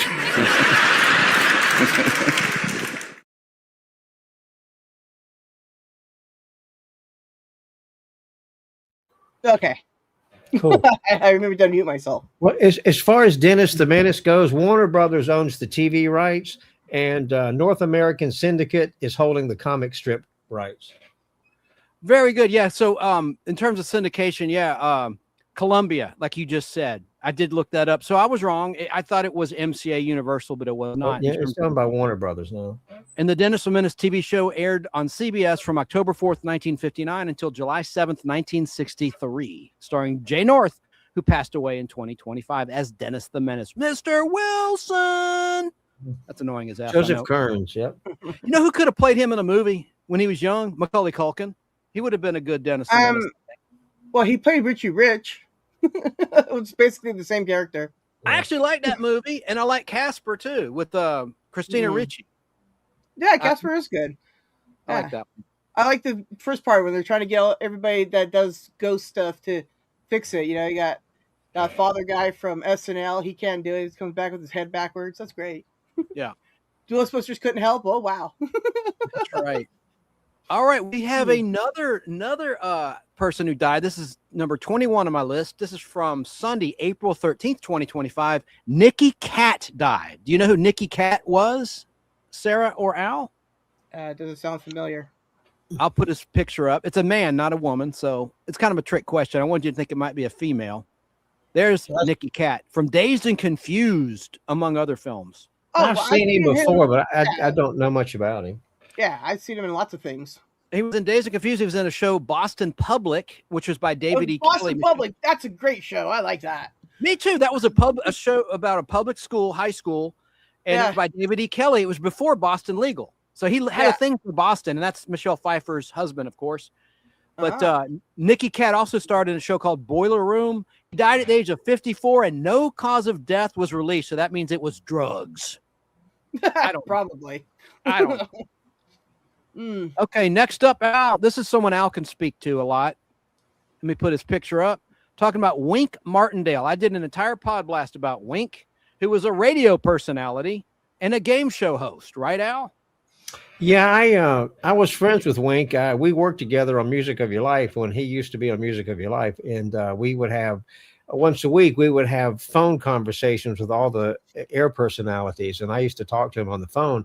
And he, when Sinatra turned 100 years old, he sent me an email asking me if I could put together a Sinatra special if he sent me all of the elements. In other words, he sent me the voiceover work, and that's all I had to put together, and he put the music in. But it took me so it was a 4-hour special that aired on Music of Your Life Network when Sinatra turned 100, and it took me about 4 or 5 days to put it together, and it was a labor of love, and it turned out really well. So now Wink's it was a great guy. I didn't, know Sandy, his wife, very much. His wife Sandy dated Elvis back in the day. But anyway, he was a nice person. I really liked Wink Martindale, and we talked music all the time. Of course, he was a big game show host, but I knew him for working on the radio with him. He's a wonderful person, and it was sad that he passed away. Wow. Yeah, it's really sad about Wink, but we did an entire special on him. Yeah. And let me just say real quick about Wink. So Wink, as I said, he died on tax day of all days, April 15th, 2025. He was a legendary game show host, and he was 91 years of age. That's a nice long life. And he had a 74-year career in Hollywood, hosting a number of game shows, not just Tic-Tac-Doe. He also hosted a show called High Rollers and Gambit. And he also was a close friend of Elvis Presley. Yeah, he worked at, he introduced Elvis on the radio. Elvis came by the radio station and to visit Wink, and that's how they met. And so, but he's from Tennessee, but he worked at WHBQ radio in Memphis, and Elvis used to come by and be on the radio with him a lot, and they became really good friends till the end. Now, when Elvis passed away, he did not go to the funeral because he was so upset about it. He wanted to remember Elvis the way he was, and so he just did not go to his funeral. Have you ever heard of Gilbert Gottfried? He passed away. Yeah. Anyway, he had a terrific podcast, and so he had Wink on the show, and that's one of the funniest shows and the most entertaining podcasts I've ever listened to. But Wink was a great guy. He really was. Very good. Let's look at a clip of Wink. Oh, Sarah, were you about to say something? I didn't mean to cut you off, dear. No, I was just saying, wow, that's cool. That's all. Have you ever heard of tic-tac-toe, Sarah? Well, yes, because you've mentioned it on several thousand occasions. Yeah. Well, thank you for your service. I've got a, hang on a second. I've got something I'll show you. I'll pull it up. All right, you have the screen. Oh, look at that. That's Wink. That's from Music of Your Life. That's his publicity for Music of Your Life. That's awesome. Yeah. Very nice. Very nice. Yeah. Okay. So, and also, Peter Marshall passed away this year. Put it up. Oh wow. Peter Marshall. Yeah, he hosted the Hollywood Squares, among other things. He was awesome on Music of Your Life.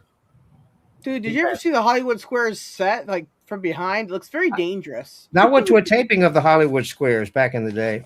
Oh wow. Mm-hmm. You've talked about it before many times. You know who else was on Music of Your Life with me? Gary Owens. Yeah, from Laugh-In. We're going to talk about someone from Laugh-In in just a moment. But first, I'm going to play a brief clip of Wink Martindale talking about bloopers on the set of Tic-Tac-Doe. Let's listen and let's watch. Thing that comes to mind most readily, every fall, we did an over 80s tournament during ratings week. Sweeps. Yeah, fall sweeps. Yeah. And all the contestants had to be over the age of 80. And I remember we had one of our contestants was named Dr. Reba Kelly. And Dr. Kelly, she talked like this, and she didn't wear her teeth, and she, funny, but smart.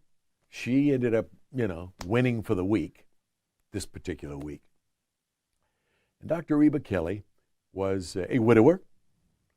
She was 88 years old. And during the interview segment, and I've never known, I'm going to tell you what she said, but I've never known whether Dan Enright and the producers gave her this response or whether she was smart enough to come up with this from the back of her mind, something that she had heard years before. I don't know. But this is what happened. I said, Dr. Kelly, at your advanced age, do you ever think about dating anymore?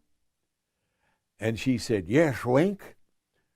I have 4 boyfriends. I said, really? She said, yes. I get up with willpower. I take a walk with arthritis. I come home with Charlie horse, and I go to bed with Ben Gay. Well, truthfully, we had to stop tape. Audience went nuts. I couldn't stop laughing. Of course, as a host, you dream about, responses like that. But again, I've never learned whether they gave that to her, because nobody knew that I was going to ask her specifically that question. Right. Whatever. It was the funny, I guess, of all my years in games, I can't think of anything that was funnier than that. We literally had to stop tape for 10, 15 minutes until we all got composed.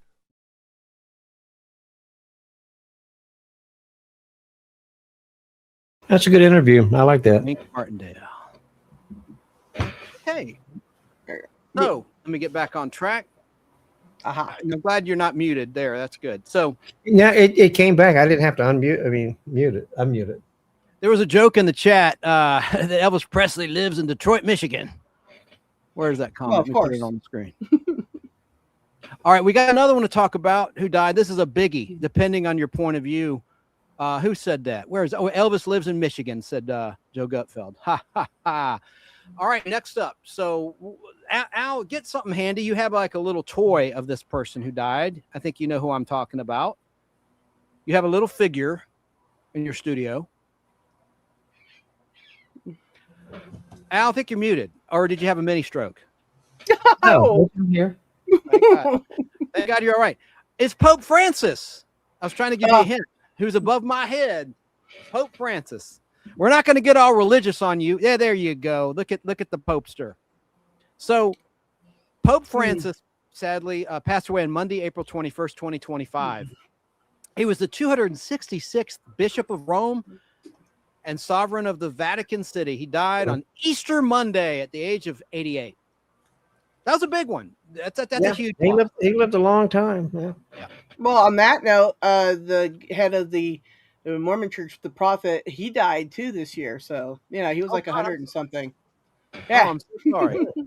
I'm a big fan of the Osmonds. They're big Mormons, the Osmond family. Yeah, they're brother and sister, right? Of course. He only has one sister, and that's Marie. He has a bunch of brothers. They look lovingly in their eyes while singing "Why." But on April 21st, 2025, the Vatican confirmed the death of Pope Francis in an announcement read by Cardinal Kevin Farrell. The Vatican Camerlengo from the chapel of the Domus Santa Marta, where Pope Francis lived. How do you say that, Al? Domus Santa Marta. Domus? That's good enough. It's kind of Domus Santa Marta. And the quote read, at 7:35 this morning, the Bishop of Rome, Francis, returned to the home of the Father.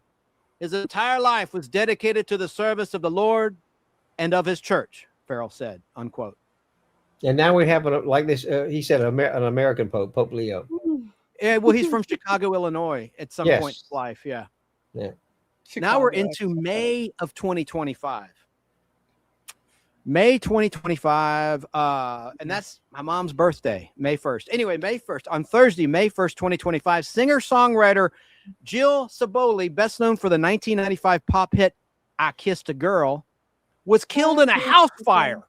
She was killed in a house fire east of Minneapolis, Minnesota, her representative confirmed. Oh, wow. Isn't that terrible? Her career spanned more than 3 decades and 12 albums, including standout tracks like Supermodel from the Clueless movie soundtrack and the candid, genre-defying material that became her hallmark. How about that? Now, next up, you were talking about Gary Owens, Al, a moment ago. Someone from Laugh-In passed away. And I love this lady. Do you know who I'm talking about? Ruth Buzzy. You got it. Ruth Buzzy. I loved Ruth Buzzy so much. She was so talented. Let me put her picture up. Ruthie, as she was known. That's how she looked in the Laugh-In years. Oh, she was funny. Yeah, she was.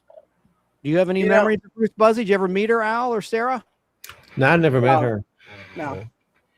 To my knowledge, I haven't met anyone from Laugh-In because that would be awesome, and I would tell everybody. There we go. I had to change the camera shot. Okay, well, I'll just tell you briefly that Thursday, May 1st, 2025, Ruth Buzzy, who rose to fame as the frumpy and bitter Gladys on that bench, park bench, on the groundbreaking sketch comedy series Rowan and Martin's Laugh-In, died. She was 88 years of age. Ruth Buzzy's agent confirmed the news, stating that Ruth Buzzy died Thursday at her home in Texas. She had been diagnosed with Alzheimer's disease and was in hospice care. Her loving husband took care of her until the very end. She was very underrated, I thought. And she was cute. She had a Jay Leno-like chin. I didn't want to say that, but yeah. Yeah. It's okay. There's no offense to that. I'm going to play a clip of Ruth. This is a rare clip that I found in my research for tonight's show, the Nostalgic Pod Blast, which is simul-streaming on Sarah's channel, My Flock is Everywhere, and Al Hardee's channel, Al Hardee Entertainment on YouTube. Let's look at a clip of Ruth Buzzy. This is from 1972, a long-ass time ago. Let's watch. Family show. Is that the world famous sanctuary? Can't you believe this duel? Anne-Marie, you brought me Ruth. You take care of it. I can't handle it. Okay, Anne-Marie. Would you like to get on? Ruth, now wait a minute. wrong? Hey, listen, I don't know about this. Ruth Buzzy on the famed Laugh-In show with Rowan and Martin. Ruth, sit down, would you please? You make me Would very. you sit down too? But me first? No, you first. Well, how about Glum Gladys, Ruth? That is from the Auntie Mame series, right? Was that the way that... How did you know that? Well, I'm not really sure how... You just have read it all over. Well, I kind of thought that I would discover that. Really, what I want to ask about, though, Yeah. do you have any new characters coming up this season? Well, I have one that I'm reviving called Shakuntala. I used to do it on The Entertainers with against Dom DeLuise playing Dominic the Great. Dominic, yes. And she's a character that doesn't talk. And many people wonder whether it's a girl or a boy, but believe me, it's a girl. And they have asked me, they've begged me to revive it. I'm sorry that Dom isn't on the show, he can't do it with me, but one of the new people, Brian Bressler, is going to do it with me. That's unreal. So we got Shakuntala, and then I've got a character that that we call Dr. Welby, and she reports on all the medical science. Like Tinseltown? No, the no, reporter no. of Tinseltown? No, this is a new one. So far, they're not having me do Busy Buzzy this year, because they're trying to, get different looks things, right, and everything. And she'll probably come back sometime during the year. But I hope so, because I love her. Do you know what my very, very favorite character is? What's your favorite character? The drunk. I The call drunk. her Doris Sidebottom, and it's the drunk that I do at the bar with Dick Martin. Yes, And those yes, play, yes. Then I meet him. Well, you fall off the bar. Yes, right. Well, that character I am begging them to do again this year because I get a lot of mail on her. And is that your favorite character, really? Absolutely. Absolutely. Absolutely. It comes through that way. It really is. Hey, what is the what's the trait between a Ruth Buzzy, the shoe shine concession at NBC, Ralph Edwards, and some paper towels? You just know everything. Well, he shines the shoes on the Ralph Edwards show, This Is Your Life, and I was very honored last year to have my life done on this show. Ralph and Edwards. it was the first, yeah, right, and it was the first one upon their coming back after being off the air for 9 years. They had shot a few and they chose mine to be first, and that was really thrilling besides just being, having being left there. it right. Because I used to think that they did This Is Your Life on people that were 105. And so since then, I've been sending notes back and forth to Ralph through our shoeshine man. Oh, for crying So, out and loud. we're writing on anything that we can get a hold of. Well, if you're- Toilet tissues. Well, if you're paper writing on bags. anything you can get a hold of, what do you do with a fan that slips you a paper napkin or a paper towel for an autograph? Oh, I write on it. You write on? Oh, sure. Anything, if that's what they want. You know what happened once? What? I was on an airplane. It was the last time I was coming home from Connecticut. Oh, my heavens. And I was just about ready to eat my lunch, and a girl came up, and she was standing beside me. She said, "Pardon me." She said, "Could I please have your autograph?" And I said, "Well, oh, okay." And then I proceeded to push the food over as much as I could in those little trays, and she handed me an airsick bag to write on, and she was serious. And I looked at the airsick bag, and I looked at my food, and I said, "I'm sorry, miss, you will have to wait." So she laughed, and while she left, and before she came back, I dumped the rest of my food in the airsick bag and autographed it and sent it And back sent it to her? Yes, and she got a big kick out of that. Hey, you're in leotards. Does this mean you're dancing today or something? Oh, we're at the sanctuary. I'm doing my whole routine, my exercise routine that I learned. Well, you're into the Conte. exercise thing. Yes. 5 years ago, I lost about 32 pounds on Weight Watchers. You're putting me on. No. And a lot of people didn't think of me as being heavy because I'm Right. tiny from here. Right. But from here down, Look out. yeah, 40 inches in the hips when Oh, I started. all right. And the 32 pounds, lost that. Mhm. And on Weight Watchers, they suggest that you exercise once you lose your weight, and I never did. So 3 months ago, during our break between the two seasons, my husband allowed me to go down to Tecate. There's a ranch down there called La Rancho El Puerta, and I stayed down there for 3 weeks, and I exercised for 7 hours a day, just breaking for food, purposely to go to the extreme so that when I got back here, the days that I don't have time to come here to the sanctuary, I could exercise, do my own routine in my bedroom or in the halls of NBC. I've done it at parties, name it, and I've done Well, what it. about the 10 years of dancing? Well, that Does that helps. kind of, it helps. I find that I probably have a better, what would you say, endurance than most people. I mean, like down in But you didn't Tecate. enjoy dancing, though, did you? Oh, I did, but I was horrible at it. You did it because people would laugh with you instead of at you. Yo, wonderful! Yes! This is- Exactly, that's how I started to be funny. That's right.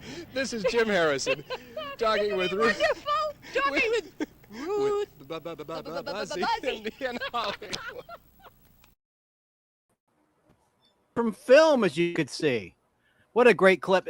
You know, she did a Chips episode, Roller Disco, the season 3 90-minute special with Life Garrett, who was a pop star for like half a minute back in the late 1970s. I love Ruth Buzzy. She was so good on Laugh-In. That's a great little piece of film that I found. That's funny. I would do the same thing. I would put all my leftovers in that bag. Yes, I would. Oh, yeah. As I remember, that interviewer looked like Jim Jones. That's the guy that unfortunately tainted the Kool-Aid in 1978, right? Oh, yeah. And Tracy says Life was a cutie. Yeah, people think his name was pronounced Life Garrett. It was Life Garrett, like the game of life. Anyway. And Robert Yarborough says, I love Ruth Buzzy. She was pretty also. And I thought she was kind of cute too. And Buzzy went on to Dancing to the Oldies. Is that like Dancing with the Stars? I'm not familiar with that one, unless it's a joke. Okay, so yeah, and Randall also said Ruth Buzzy was a gem, so talented. All right. Any thoughts on Ruth Buzzy, Al? No, I liked her on Laugh-In. I mean, she was funny. She was talented, you know. Very funny. Yeah. She didn't really do it. She did some TV stuff later on, but you know, Laugh-In's really what, you know, made her real famous, in my opinion.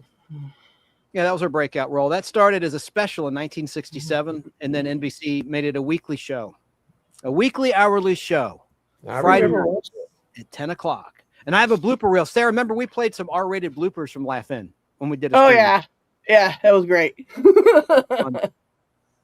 Okay, so next up, let's see. Let me just get caught up on the chat. Dean Martin roasts were fun. Yep. And Too Tall Rob says, "Happy holidays, Sarah." But he spelled your name biblically. There's no H on Sarah. It's just Sara. Yes. Hi, Rob. How are you? How are you, raccoons? All right. So let's get on with the next one. The next one on the list here of celebrity deaths. That was Ruth Buzzy. All right. We got this guy. This is kind of a sad photo I'm going to throw up on the screen right now. Aw. And it's right here. It's George Wendt. Spelled with a D. The D is silent. Oh, yeah. There's George Wendt from Cheers. Old Norm from Cheers. He died on Tuesday, May 20th, 2025. Died on Tuesday, May 20th, 2025. Of course, best known as Norm Peterson on the NBC sitcom Cheers. He died at the age of 76 peacefully in his sleep at home, the Associated Press reported. Thoughts, guys, on George Wendt or chat? What'd you think about him? He's just awesome. I liked him in everything he did. I can't think of one thing I didn't like him in. Al, did you like Cheers? No, I enjoyed Cheers. I used to.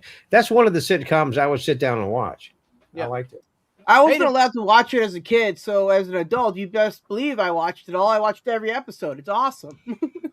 Joe Gutfeld says Cheers was so overrated.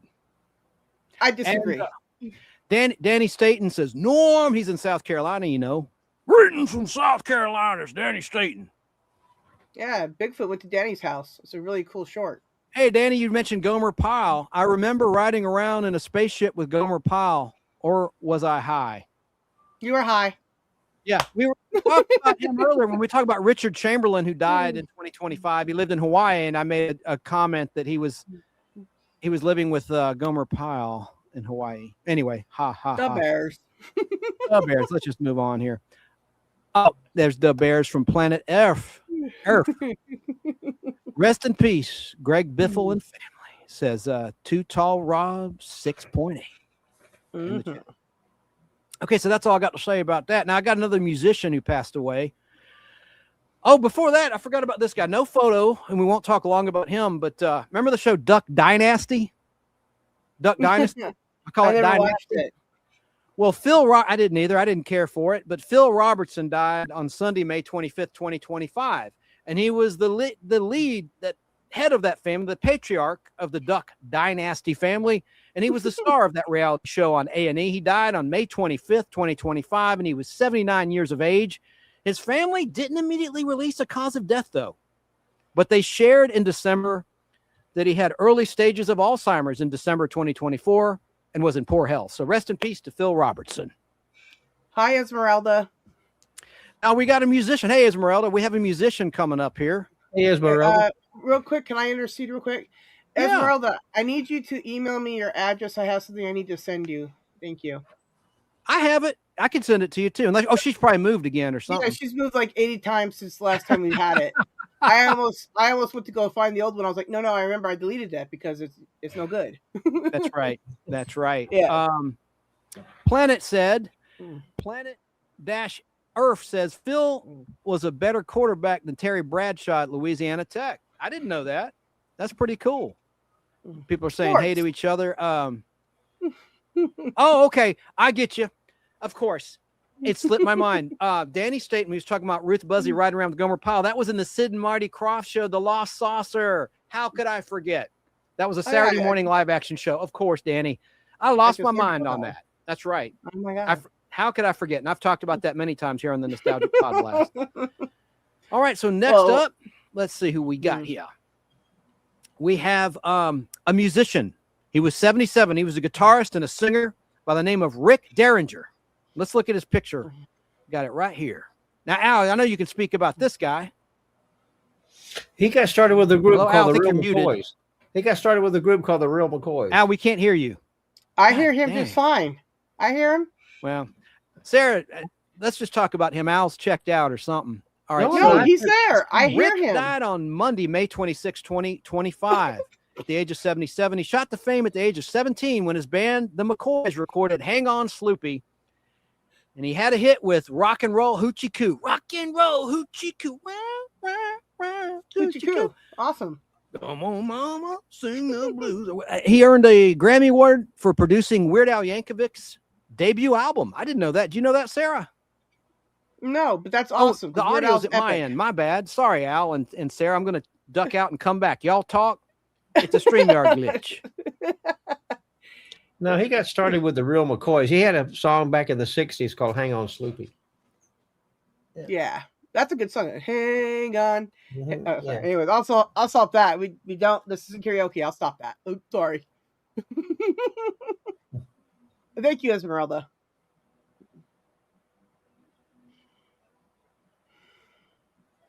Al, continue. I see. Yeah. No, I mean you can keep talking. I mean, I don't have much to say about him, to be honest with you. I like some of his music, but he, like I said, I didn't. He was not one of my favorites, but I like some of his tunes, of course. Sorry about that, guys. You were talking and I couldn't hear because of a StreamYard glitch. I can hear you now, of course, but damn, sorry about that, y'all. I think you need to fix your cable to your mic or something, Chance. Is it buzzing? Is it buzzing right now? No, because you have a lot of audio issues, and it's not a StreamYard thing. Because nobody else seems to have that. I checked around. Nobody on my end ever has those issues either. So it's got to be something on your end. You probably just need new cables and new equipment. Maybe something with the D key too. You probably got something loose on. You probably got something loose on your mixer. Yeah. Danny says Rick has chick hair, and Joe Gutfeld said no one can understand the words to that song. Hey, Esmeralda. And Salinger 69 said that in 1995 the George Wendt show came and went. Yeah, kind of like George did. Yeah, he went, unfortunately. All right, so let's get back on track. I thought you'd have a lot to say about this guy. No. That's all right. Ow. Nah. So next up, I've got a name for you. This is 29 on my list. Number 29. Do you know who Ed Gale is? Anybody? Ed Gale. Sounds familiar. He was an actor and a stunt performer. He was a little person. He was a midget. I'm sorry, I'm not supposed to say that. He's a dwarf. He was a dwarf. He died on Tuesday, May 27th, 2025. He's best known for playing a horror icon in the horror movies. Oh, I think I posted about him too. I forget now. Chucky. Yeah. Yes. Chucky. Yeah. He died, sadly. But he was a stunt performer. He played Chucky in some of the Child's Play films, and he died at the age of 61. A source told TMZ that he died in hospice care in Los Angeles on May 27th, 2025, which was a 61. What in the hell happened? Little people die pretty young, unfortunately. It's something to do with their internal organs, but I'm not a doctor. But Ed Gale's other roles include the cult classic films Howard the Duck by George Lucas from 1986 and Chopper Chicks in Zombie Town. I love Howard the Duck. That's great. That's so great. It gets Fantastic trashed, doesn't movie. it? It gets I trashed a don't, lot. I don't know. I truly enjoyed that movie when I watched it. It was interesting. I mean, I don't really know how he and her, but anyways, never mind about the biology of that. But I just got to say that was really a fun movie. I really enjoyed it.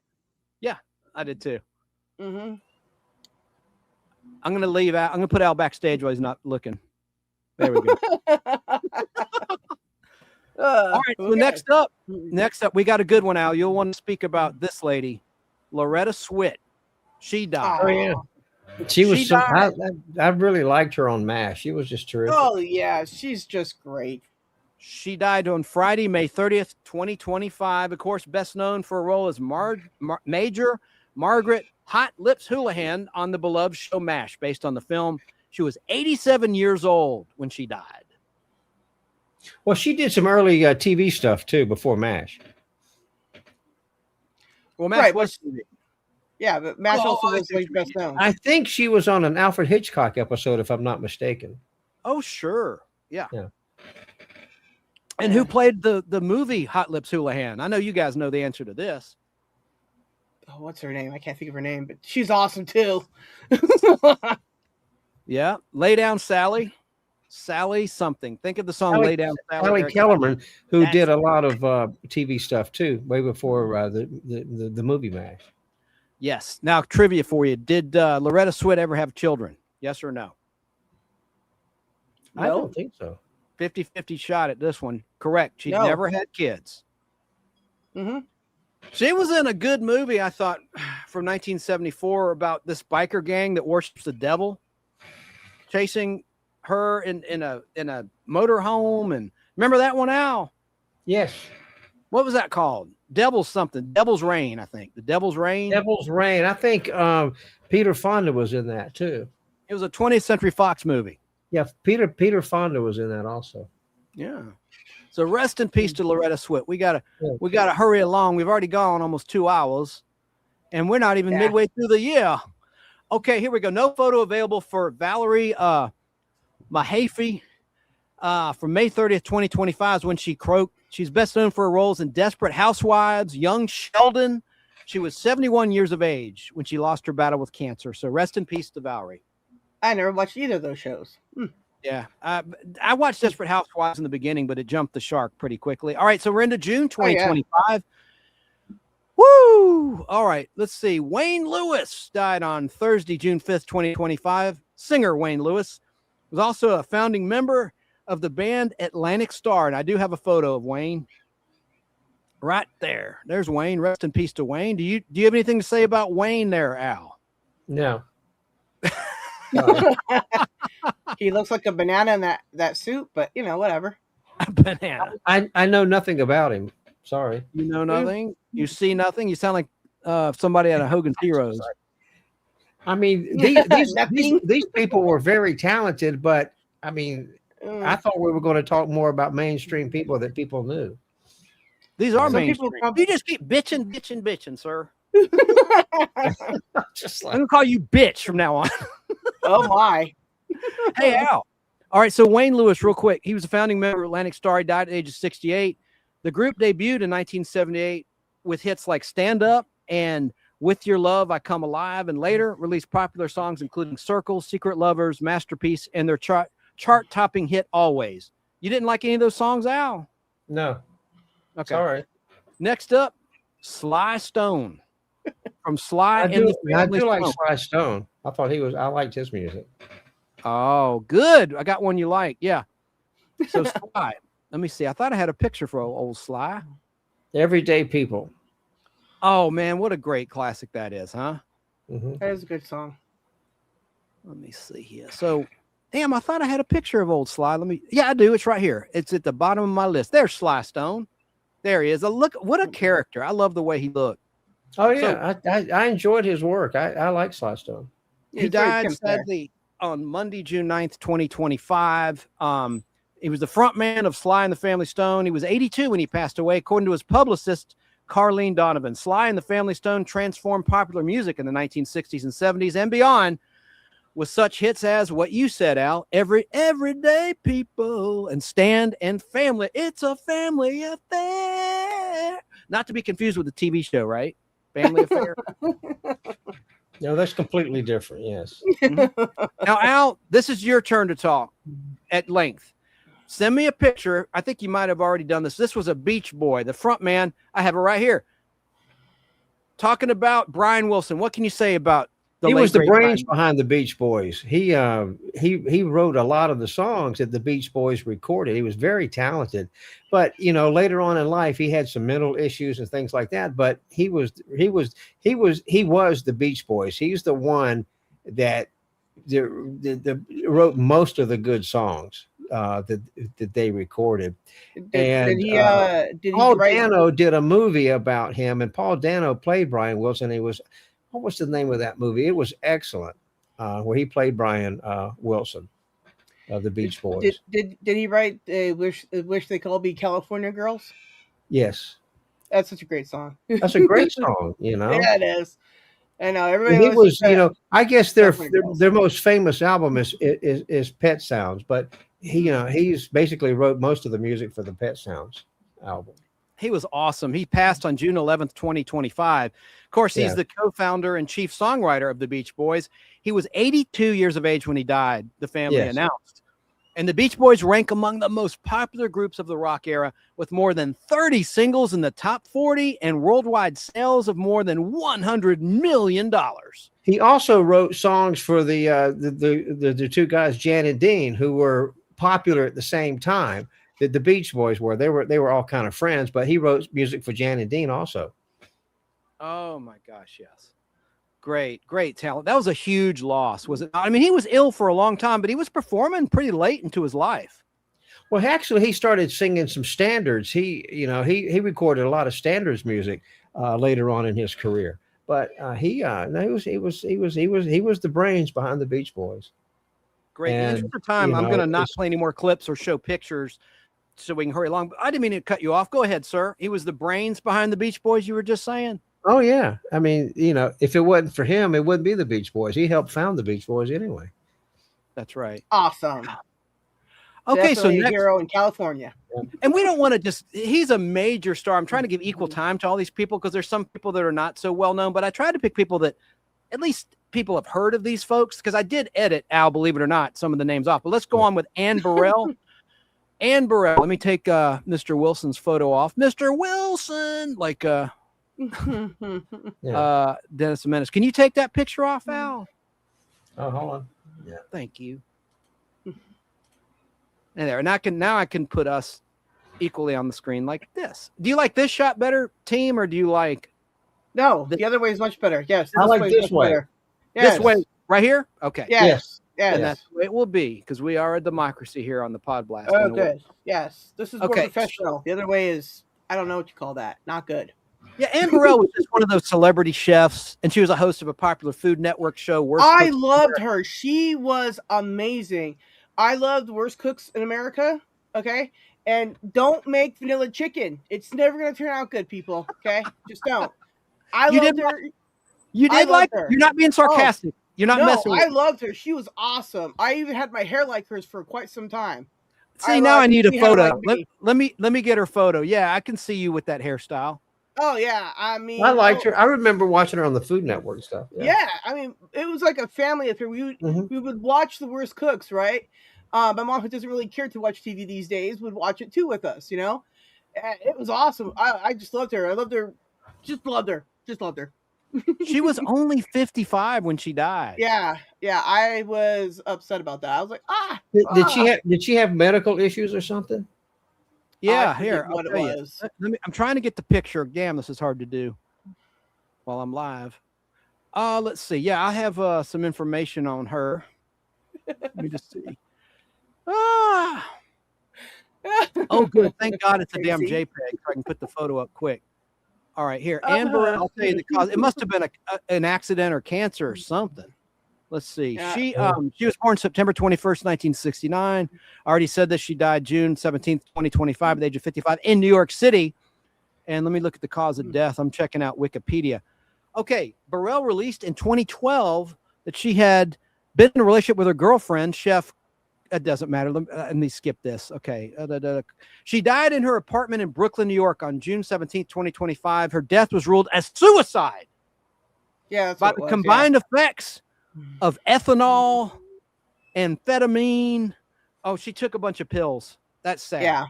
Yeah. Did you know that? I didn't know that. Am I allowed to say that word that I just said on StreamYard? Am I going to get flagged for saying that? You can say those words. They're okay to say, as long as you're not encouraging people to do them. Okay, I wasn't sure because it's kind of. I'm finally getting her picture loaded up so you can see her. Yeah, there she is. There she is. There she is. God bless. Yeah, she was so cool. Oh, she's so cool. She kind of looked like a bird because you're a bird lady. You have birds, Sarah. Yes. Yeah, I know. with that hair, of course. Yeah, she does. Yeah. She was very good. I truly enjoyed her. She's like one of those few people that in the cooking field that I don't cook, right? But I was like, man, I'd like to just meet her. I wish I could cook something awful, but I can't do that either. It's so sad. All these people are dying. Yeah, dying. She was cool. She was very cool. All right, so moving along, we got to get through the year here. Oh my gosh. Okay. Bobby Sherman, Bobby Sherman. He died June 24th, 2025. A teen heartthrob from the 1960s and 70s, died at the age of 81 after a battle with cancer. He was diagnosed with stage 4 cancer in March of 2025. He finally expired a few months later on June 24th, 2025. I'm going to put his picture up too. What do you got to say about him? He was actually in some TV shows too, playing himself. So yeah. What were your favorite songs that he penned or sang?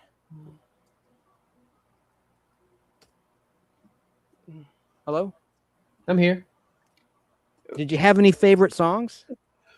What was that song he did? I've got the 45 record. It was his biggest hit. What was that song? I can hear the song. Maybe he had a definite good look. You know what I'm saying? Yeah, he was in some TV shows. If I'm not mistaken, he was in an episode of Bonanza because he did acting too. Yeah, he did. Let me see. Let me look at my phone. Hang on. Okay. I've got that record. Easy come, easy go. I don't know. Zob said that in chat. So. Okay. I'm gonna put his picture up. Maybe that is it. Yeah, maybe that is it. You're right. He did a lot of TV. I think he wound up on Adam 12 and those kind of shows. shows. He did a ton of TV shows. Here's his I think he was more popular on television than he was just a singing career. Yeah. If anyone that's watching, I have his image on the screen. He had kind of a Keith Partridge type haircut. Well, he had that hair from the 70s, Yeah. It looks like a helmet. I don't know what to tell you. It does. Yeah. Here Come the Brides he was in, yes. Oh yeah, Here Come the Brides. I hated that show. I didn't watch it. Just the title itself said, "Don't watch this," and I basically said, "Yeah, makes sense. Stay away from that." It was okay. I don't like the Partridge Family either. There's a lot of weird shows I didn't like, but there's other shows that I just super loved. The helmet hairdo. Yeah. All right. Yeah. Well, let me hurry along. Okay. There we are. Okay, so let's just try to cruise along here because there's quite a few left that we've got to talk about. Yeah, that was a bad one. How about Bill Moyers, the news guy? He was a former White House press secretary turned TV journalist. He died at the age of 91 on June 26, 2025. That's all I got to say about that. Richard Hurst, June 27, 2025, best known for his character as Deputy Cletus Hogg on The Dukes of Hazzard. He was 79 years of age when he died. Remember him, Al? Yes. Good character actor. Michael Madsen, we talked about this in the pre-show, Al. Michael Madsen, who was in a lot of Quentin Tarantino's early movies, he died on July 3rd, 2025.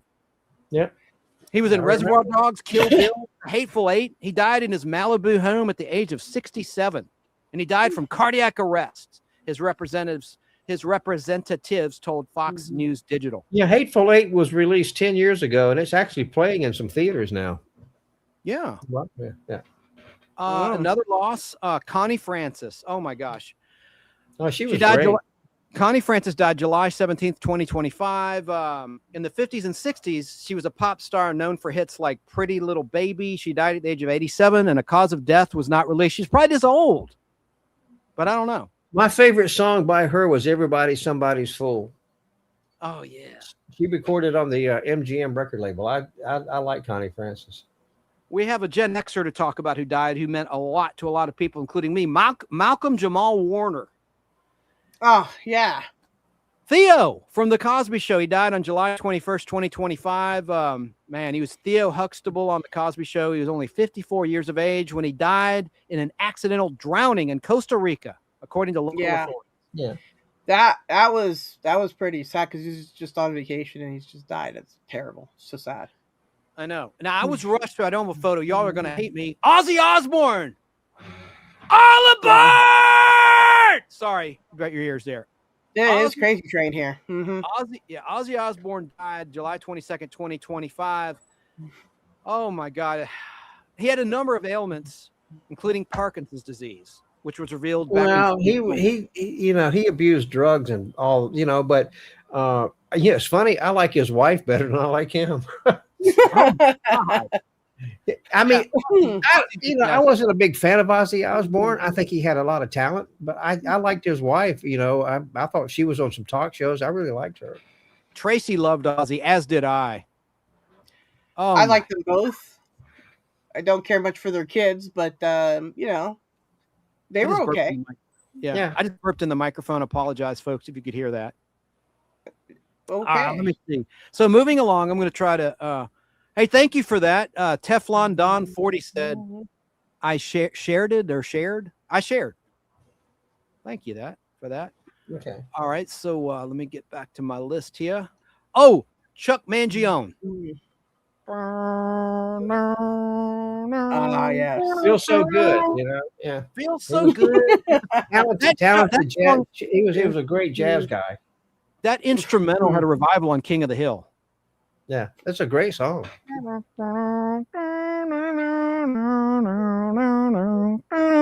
That song. Oh, right. He's a two-time Grammy Award-winning musician. He achieved international success in 1977 with his jazz-flavored single that Al just mentioned. Say it, Al. Feels so good. Feels so good. Yeah. And he later became the voice actor on King of the Hill. He was 84 years of age when he expired on July 22nd, 2025. Wow. Ow, I bit my tongue. Got another one. I should have a photo. Didn't have time. Hulk Hogan. We all know what he looks like. He's right behind you, as a matter of fact. Let me do it. He's right behind you. Like when people in horror movies in the theater, look out! He's right behind you. They talk to the screen. Anyway. Yeah, later, Tracy. So, and wait, real quick. I just gotta say, Tracy, I am sorry for your family's loss on your mother-in-law's passing. My family and I send our regards to you, and I hope you're doing better, and your husband's doing better too. Tracy, have a great night. I actually met Hulk Hogan one time when he was at Turner with the WWE. He was there. It's before he got really, really big, but yeah, I remember seeing him. We have another gay person in the chat. Brian H. Davis says, "Hey, hello guys, I'm gay too." Cool. All right. Now Tracy, there is no Brain Benders banter tonight. She texted me. She's exhausted, so there's no BBB tonight. Just a little programming note. Sometimes I'm on there Saturday nights. Most times, not tonight. There will be no stream at all. Okay, so good night, Tracy. Let's see here. Next up, where my damn list at? There we go. We're talking about Hulk Hogan. I mean, I first discovered him before WWE, World Wrestling Federation, on the big screen in Rocky III. He had a small part in that, and that's the first time I grew up with him in like everything, right? And one of the favorite shows that I loved of his was Thunder in Paradise. It was really cheesy and not so good, but I loved it anyways because he was in it, right? And I gotta say that, I loved him as a wrestler. I mean, I watched wrestling first when I was a kid because of him, right? So I gotta say, Hulk Hogan may not have been the best in person, but as far as entertainment goes, Oh yeah, I definitely loved his entertainment qualities. Awesome. Pop culture icon. I mean, I liked yeah. his reality show too with his kids and stuff. That Let me was get a interesting. I've got to get a picture of Hulk Hogan. Also ended his marriage. Yeah, that was a big loss, but there was a lot of hate out there about his, like a lot of people were making fun of him when the news broke that he died on social media.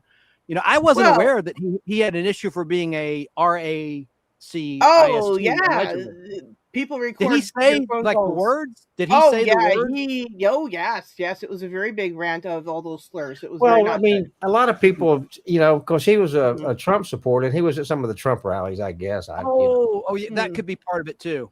Yeah. Well, anyways, but that was before even Trump's stuff happened. He got caught on the phone saying a bunch of bad things. He said like the N-word and stuff. I'm not Oh aware yeah, of this. a bunch of bad things. Yes.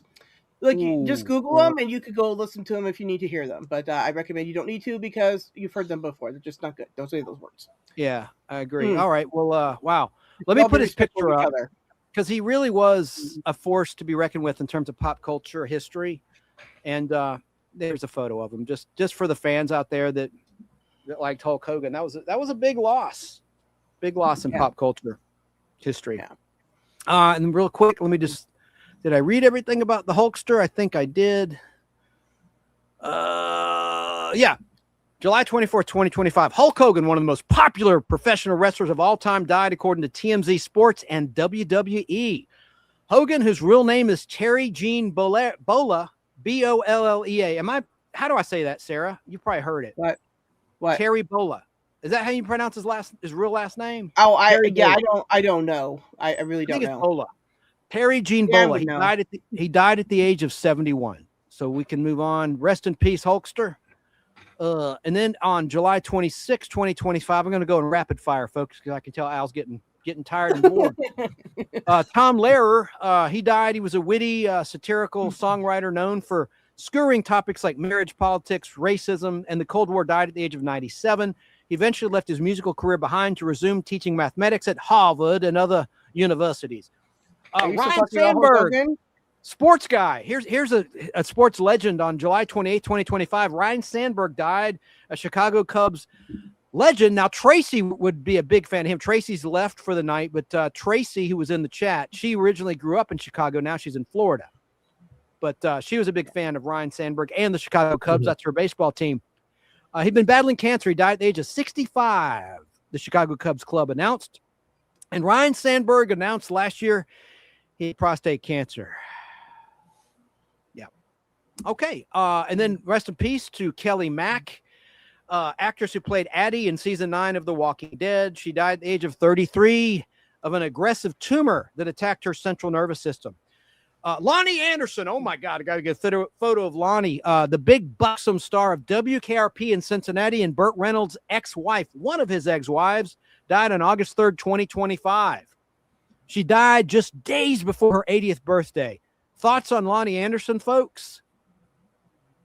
Was she in the series Evening Shade too? No, Burt was. Mary Lou Henner played Burt's character's wife. Okay. Yeah. And Mary Lou Henner had a photographic memory, by the way, for those who don't know. Let me find a good picture of Lonnie Anderson. I didn't have time to do that. But now, Al, tell us about WKRP in Cincinnati. I know it's one of your favorite TV shows. Well, actually, it was not one of my favorite TV shows. I know you hated it. What drove me crazy is the control room looked nothing like a radio control room should look. I mean, the control console looked like a big toy.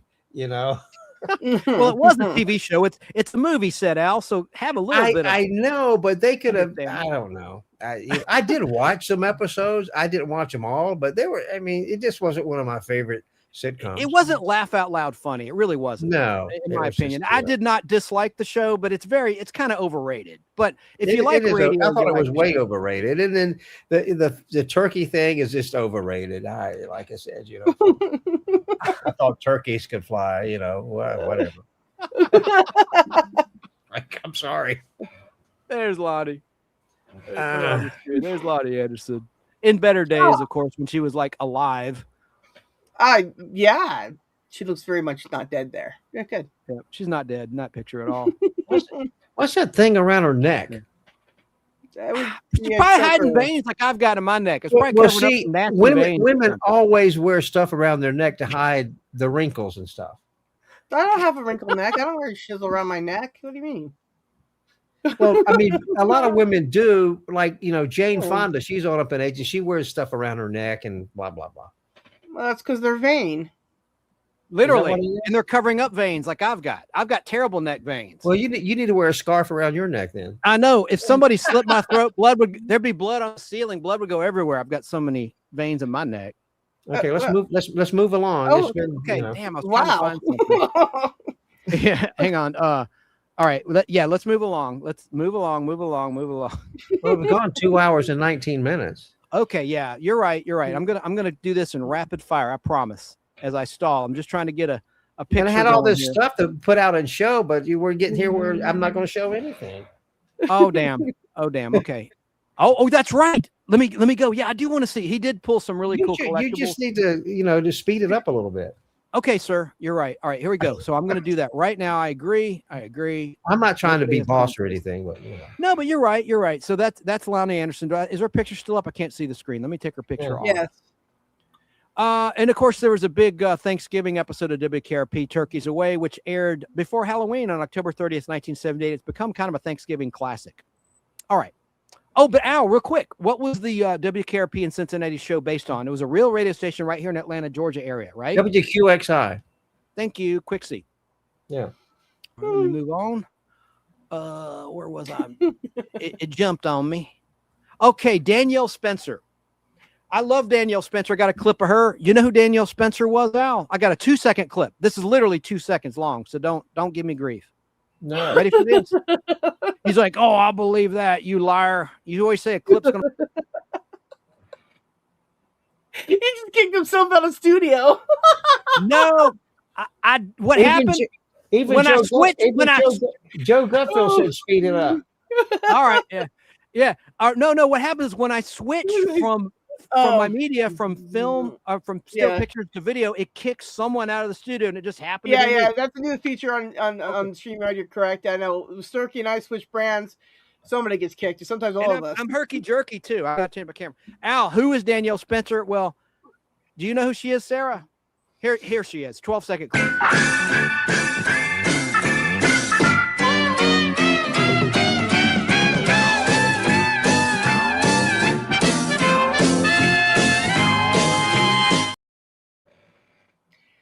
I don't know loved that. her. I I don't know that loved her in What's Happening. She was I never watched that. I know, it's before your time. Well, I'd never watched the show, so I don't know. Well, she was a child never actor. watched it. It was great. It lasted 3 seasons, but she was a child star known for ABC's What's Happening. She was only 60 years old when she died, and she was a veterinarian. After she left acting, she took care of little animals. Well, that's she a was good very thing. smart, very nice, very sweet. And that's really good. the news broke on Instagram of her passing from her former co-star Haywood Nelson, who played Dwayne in What's Happening and in What's Happening Now. Danielle also acted in the 1985 to 87 revival. I think it was 87, 88 maybe. What's Happening Now in syndication on TV. Yeah, she had a battle with cancer. Okay, so moving along, August 23rd, 2025. Rest in peace to Jerry Adler. He's an actor. He died at the age of 96. His career started in theater, and he worked on more than 50 Broadway productions. He later transitioned to acting in the 1960s, gaining fame for roles on The Sopranos and The Good Wife. Okay, rest in peace. Giorgio Armani, the clothing designer, for the gay people in the chat, primarily, known for his style and elegance. He died at the age of 91 on September 4th, 2025. Okay, September 5th, 2025. Catherine, the Duchess of Kent, died at the age of 92. Let's move along. That's Queen Elizabeth II's cousin. Oh, God, got to talk about Polly Holiday Flo. Kiss my grits on Alice, the TV show. Right, Al? Yeah, that was sad. Al? I know her. I know who you're talking about. And she was in Gremlins. She I was in know.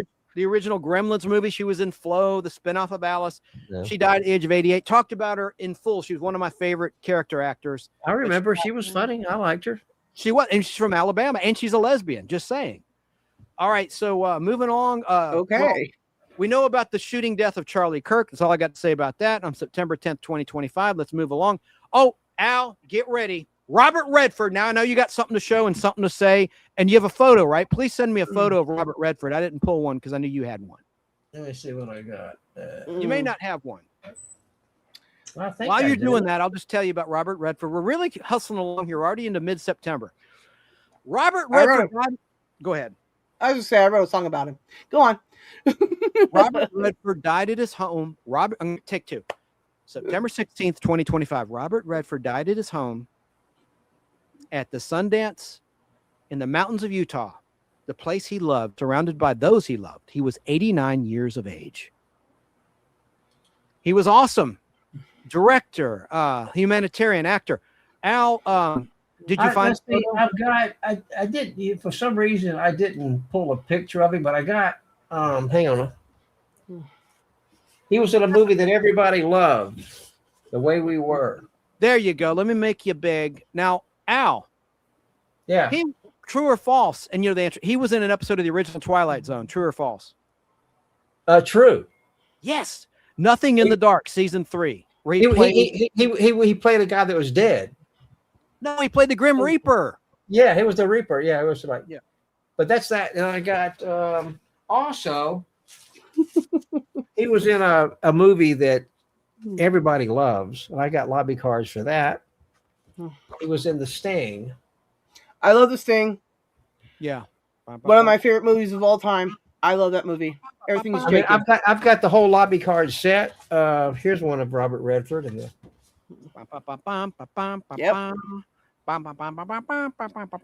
Oh, that's awesome. It's a terrific movie. Thank you. Not. Oh no, it was really good. Chance, we're totally gonna get claimed on it. Thanks. I like this picture here of Robert Redford. Hang on a second. Yeah. Can you get claimed for just humming something, Sarah? Are you a copyright claim? I don't think so, but stranger things have happened. It's YouTube. Stranger Things. I'm watching season 4 right now. I love it. I've never seen it.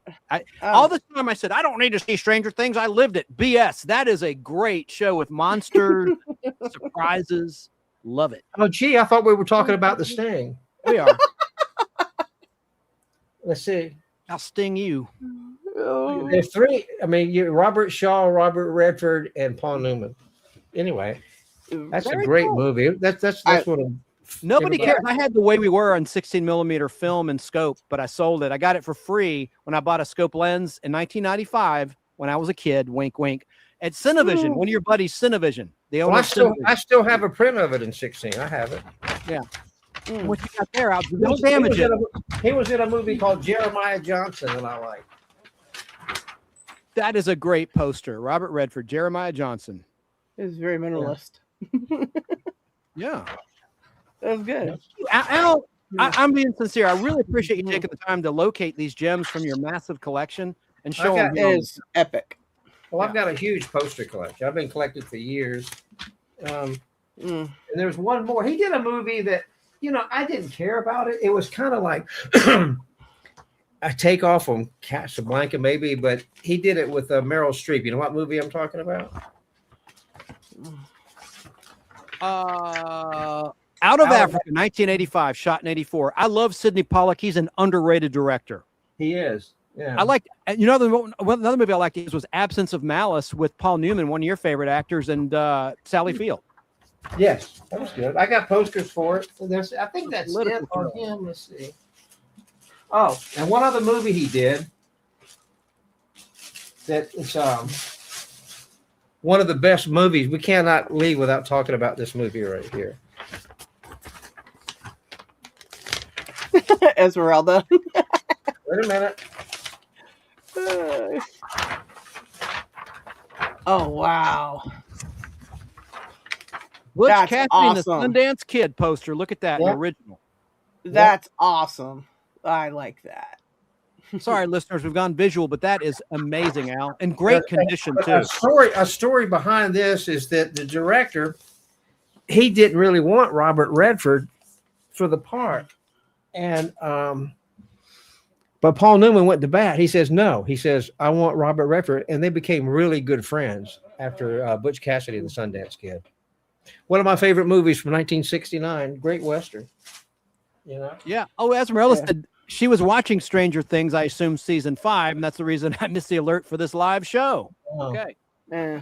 That's But great, it's good to Al. see her in chat too. So that's been she's in the awesome. chat. Well, yeah, no, she's had some issues since she's been moving 80,000 times, and she hasn't been able to get into chat. She's moving 80,000 times. Oh yeah, Yeah. it's been like 80,000 plus one. Is she crazy. in Oregon? Is she in Washington? She's always in the Pacific Northwest somewhere, but she's from Georgia originally, where Al and I are. Hey, look, Pam's comment is asking you, Al, or us, was What? he in a Perry Mason episode? I'm sure he was. Yes. We're talking Perry about Mason's Robert Redford. awesome. Was he in? He played Mr. Death in that Twilight Zone, says Yeah. no.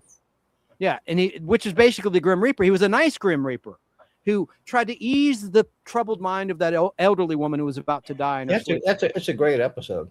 Yep. Danny says I shouldn't rush the show. Well, we've been on for 2.5 hours. Al's getting tired. I know Al like the back of my hand. and Well, he's it's getting like tired. it's 10 after 8 here. Okay, let's Or hurry. you can you can take me away and put us all back. What are you No, doing? that's all right. Oh, I see what you're saying. You mean like There we discs? there we Oh go. no, like discs. There we go. Yeah, you Like go. We did it. All right, so let's move along. Then Robert Redford was a big loss. Let's tell this story, Al. People will love this. What? We didn't know if this was a phishing scheme. Now that he's gone, we can tell this. We would do a movie podcast together, Al and I, and Robert Redford allegedly wrote Al and said, "Don't tell anyone," but he was interested in Al's movie poster collection. Tell that story, Yes. Al. Well, I mean, I don't know if it was him or not. I replied to him, and he was very kind. He says, "Please don't, reveal, where my address and all this other stuff." But I didn't really follow up on it, and we texted back and forth several times. And then it just kind of went away. But yeah, I don't know. I don't know if it was him or not, but he sure acted like it sounded like it was him. I think it probably was him because of the way it didn't seem like a phishing scheme. I mean, what would they have to gain? You know, Well, were they typing correct English? I do know he had been to the Library of Congress to see some films and stuff, and I know the guy that runs the film because they bought a bunch of posters from me. So at Library of Congress, John Stelson's the guy's name that runs the film division at Library of Congress. He's a friend of mine, and so he may have found out through him. I don't know. Yeah, Al, I think that's true because there was a connection and the timing was right. You had Yeah. just sold things. Because I had sold a bunch of 40 by 60 large posters like The Exorcist and Zardoz with Sean Connery and some other ones. John sent me photographs. They had them framed in the halls of Library of Congress in the film division. You could see them in the hallway. He says, "Here's your posters." Amazing. I think I made some good money off those guys. I choose to believe that was the No real doubt. Robert Redford. Yeah. Hey, what did you think of The Natural? Joe Gutfeld keeps going on and on about The Natural. It's okay. It's but he did a movie with Nick Nolte. I have it on Blu-ray. It's called A Walk in the Country. And it was filmed here in Atlanta. And it's a terrific movie about two retired guys, and a spoiler, what's his name? Robert Redford and what's the guy's name I just said? I wasn't listening. I'm kidding. As soon as you mentioned sports, I noticed Sara starts yawning. No, I've been super sick, right? And Nick this has Nolte. been- I don't know. I had a brain fart. Nick Nolte. Anyway, Nick Nolte's character in a Walk in the Country, he dies. But it's just really good. It's a very heartwarming movie. And Zupperplex got it. Nick Nolte, as you were trying to find the answer in that DVD box. Yeah. Nick Nolte, man, he's still with us. All right, so let's move along then as we try to wind down the show. And I had photos earlier, Danny, Staten in South Carolina, and clips, but I ran out of time. Brett James died on September 19th, 2025. The Grammy-winning songwriter, best known for writing hit songs like Carrie Underwood's Jesus Take the Wheel. I'm sorry, take two. Carrie Underwood's Jesus Take the Wheel was killed in a North Carolina small plane crash. He was 57 years old. The Nashville Songwriters Hall of Fame announced his death in a Facebook post. That's a great way to find out. All right, so October 1st, 2025. We're already almost into the fall. We're into the fall now. Jane Goodall, the famed conservationalist known for her expertise on chimpanzees and her globe-spanning advocacy of environmental causes, died in California while on a speaking tour across the U.S. She was 91. Yes. Yeah, Snarky let me know about that one, and I was just like, I had just woken up, and I was like, who? And then she went on about the person. I'm like, oh. And then I realized who it was, and I was like, She oh was no. she had a lot of shows on PBS at one time, you know, yeah. the chimpanzees and stuff, but she Mhm. was a big proponent of saving them, you know, and Oh, treating and not using them for lab experiments and stuff, and treating them, you know, with dignity. Yeah, maybe they won't eat your face off. I don't know. Okay. The next one is up there with O.J. Simpson, but not as bad as O.J. Ike Turner Jr. Oh, no, Jr., not senior. It was a trick question there. On October 4th, Ike Turner Jr., the son of Tina Turner and Ike Turner, passed away at the age of 67. According to TMZ, Tina Turner's niece, Jacqueline Bullock, said Ike Turner Jr. passed away at a Los Angeles hospital due to kidney failure. Okay, so we can move on from there. We are at Al. Get your props ready. We got one of yours on your list. What? He gave me a list of about 10 people he wanted to talk about at length. On October 11th, 2025, an Oscar-winning actress died. A star, Diane Keaton. Annie Hall. There you go. Take it away, Al. What do you have to say about Diane Keaton, or what do you have to show? Do you want me to talk while you grab something? I mean, a prop? I've got a where did I put it? All right, while you're doing that, I'll just quickly, it's just one paragraph. October 11th, 2025, Diane Keaton, the Oscar-winning star of Annie Hall, The Godfather, and Father of the Bride, whose quirky, vibrant manner and depth made her one of the most singular actors of a generation, died. She was 79. Also, I remember her from Mr. Goodbar with Richard Gere's first breakthrough role. Right? Wow, Richard Gere. I haven't thought about him in forever. I've got some pictures. Let me see here. I've got. Are you holding something up for the camera? Yeah, wait a minute. I'll hold. There's a picture of her. I like this picture. You can show. Okay. Right here. There we go. Yeah. That's a good one. A more recent one. And I agree with Bob Gutfeld. Joe Gutfeld. I keep saying Bob because he says Bobcat. YouTube, it confuses me every time. And then there's a picture of her and Woody Allen. They were a love interest after they did, you know, the first movie together, Play It Again Sam. Nice. I agree with Joe. He says Annie Hall should not have won the Oscar for Best Picture in 1977. Star Wars should have won. I agree. It was groundbreaking. Esmeralda says great actress about Diane Keaton. Oh, hang on, Al. Yeah. Let me hear. She was good. There you go. There's What you holding up there, Al Hardee, for the listeners? Play it again, Sam. Yeah, that's a Woody Allen movie. It's a great movie. It With really Diane. is. Dude, I want to see What's Up Tiger Lily. I don't think I have another picture. Let me see. I'll take that one away. Let's see. Oh, shit. Oh, shucks. There we go. Family show. Yes. Yes. Yeah, that's it. But yeah, I like Diane Keaton. She did another movie with Woody Allen that I like called Interiors. It was a very depressing movie, but it's good. Rest in peace to Diane Keaton. Okay, so but Play It Again Sam is where they hit it off, and then they dated. They were a couple for a while. You know. Thank you for that picture. On October 14, 2025, D'Angelo died. It was an R&B icon, real name Michael Archer, died from pancreatic cancer. He won 4 Grammy Awards, including Best R&B Album for Voodoo in 2001, Black Messiah in 2016, as well as the Best R&B Song for Really Love, and Best Male R&B Vocal Performance for Untitled. How does it feel? Okay, so moving on. So rest in peace to D'Angelo. Oh my God, this is a big one. Ace Frehley of Kiss. I got to get a picture. Oh yeah. Sarah, take it away. What do you have to say about Kiss?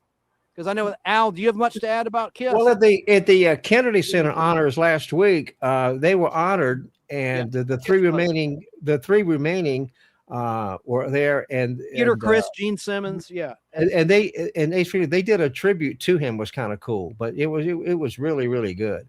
Let me and, Garth Brooks came out and sang the song Shout It Out Loud. You know, they're kind of like theme Garth song. Brooks? Oh boy. And it was really good. And what was the drummer's name? He was there. He wrote the song. He wrote the song Beth, and they had a performer sing Beth, and then he was up there in the stands up there where Trump was at and everything. Anyway, he started crying. It was just really kind of sad, but he wrote that song. He was the drummer for Kiss. Wow. Wow. Let me pull a picture up of Ace Frehley, and I'll tell you just a little bit about Ace. Damn it. It keeps doing this to me. I swear. Let me just check my audio levels. This is so hard to do. Sometimes when I'm not prepared, I was prepared, and then I ran out of time. I had all week, but it was Christmas week, so I have an excuse. Producer would be pissed at me. Producer's in New York City, Natalie. All right, so she's about to be further away than that, but she'll be back. Okay, there's Ace. There's Ace Frehley, classic album cover. Let me fix the camera shot. All right. There it is. No, it's not. Some bitch. Some bitch. I'm not experienced like Sara with StreamYard. I've only been doing it for 3 years. Well, I mean, I made sure I learned everything I could about StreamYard. I mean, I helped you last night, so it's fine. Oh, you got some pictures now.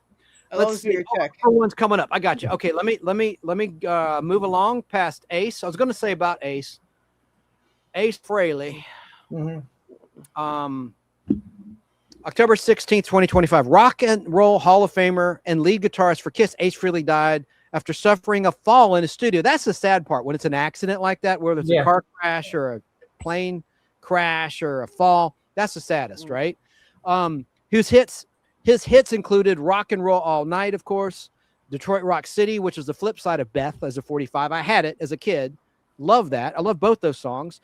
He was known for his intense stage shows, which included fireworks, smoke, and eruptions of fake blood, performing with his bandmates in Kiss in the black and white painted face and silver face, platform boots, and black wigs. Okay, next up, rest in peace to Sam Rivers. He was the bassist for Limp Bizkit, whose deep, groove-driven sound helped define the band's metal era. He died at the age of 48. The group announced in an emotional tribute on Instagram. The band called him Pure Magic and Pulse beneath every song. Okay. Oh, Al. Yes. I got another one for you. Oh, I wish I have a picture. I should have pulled a picture of this lady, too. Who? I'm going to hum some music. And I should have had an underlay of music throughout the whole show, but I didn't. Damn it. Hold on a second. Well, all right. I'm going to hum some music. Well, okay. Well, just tell me.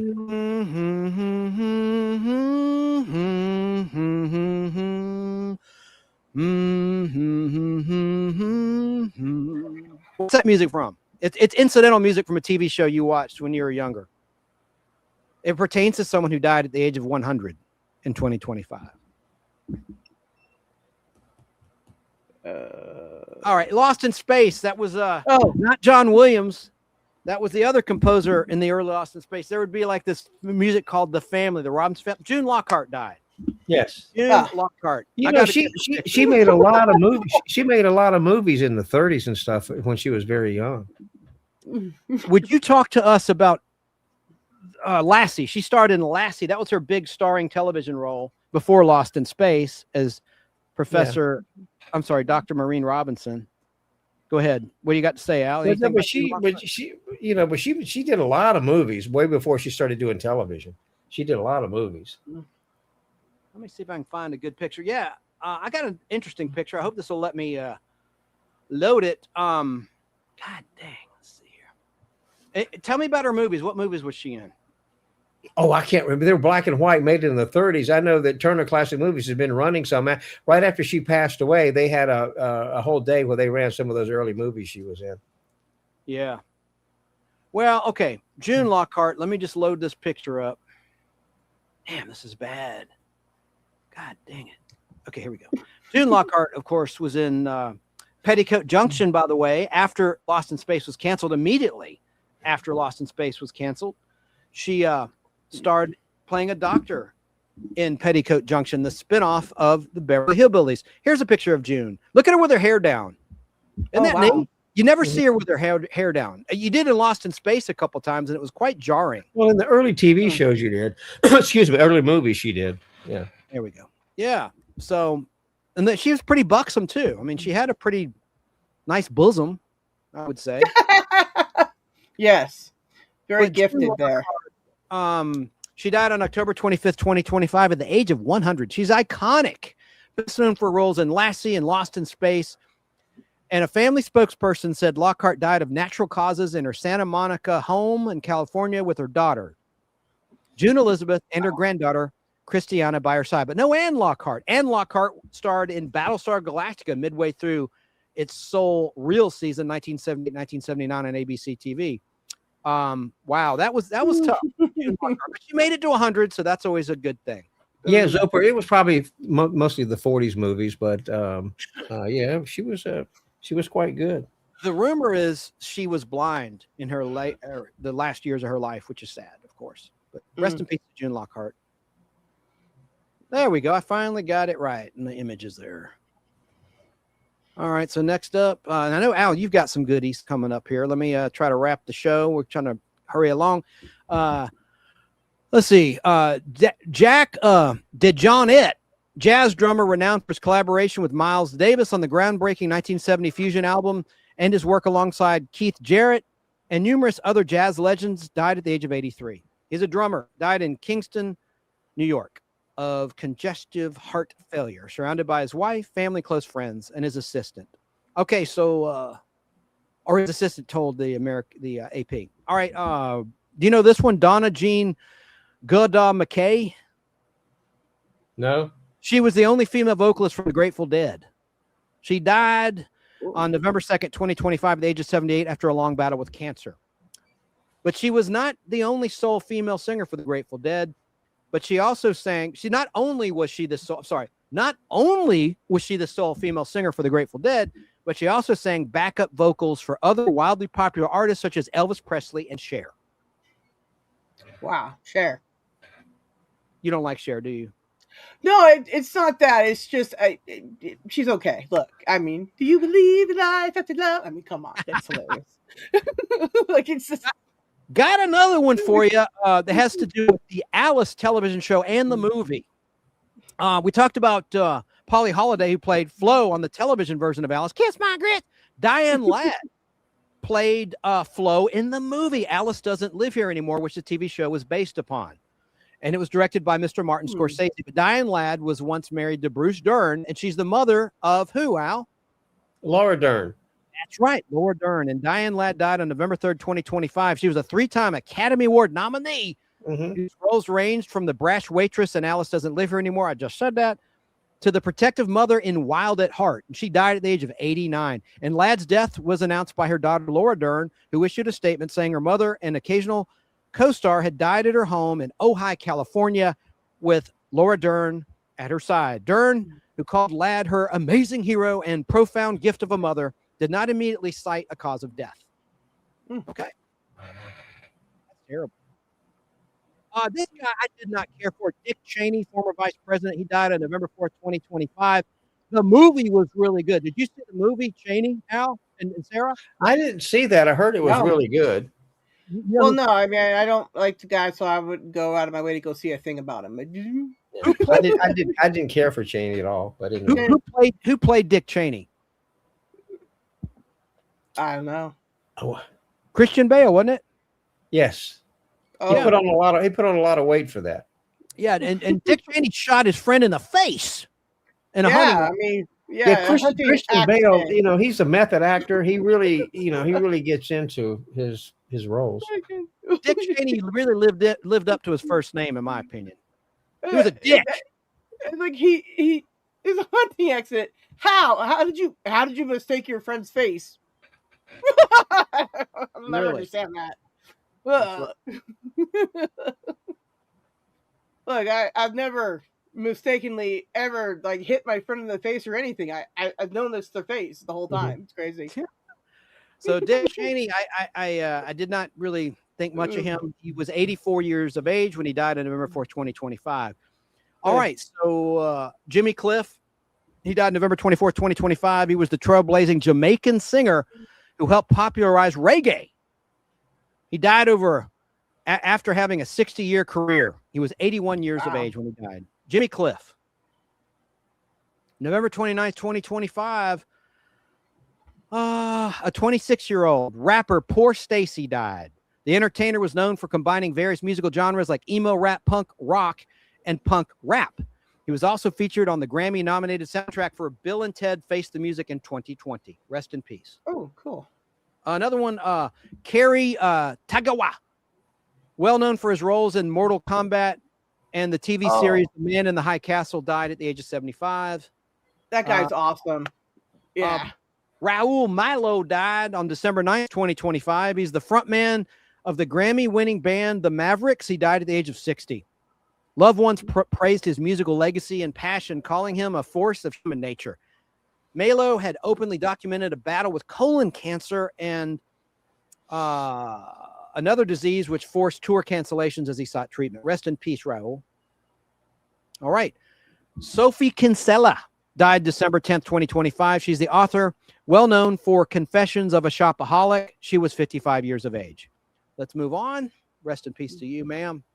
Jeffrey Garcia died December 10th, 2025 as well. He's an actor and comedian known for voicing Sheen Estevez in Nickelodeon's Jimmy Neutron film and television franchise. According to TMZ, the comedian and actor was pronounced dead early after being taken off life support at a Southern California hospital where he was surrounded by family and friends. Rest in peace to Jeffrey Garcia.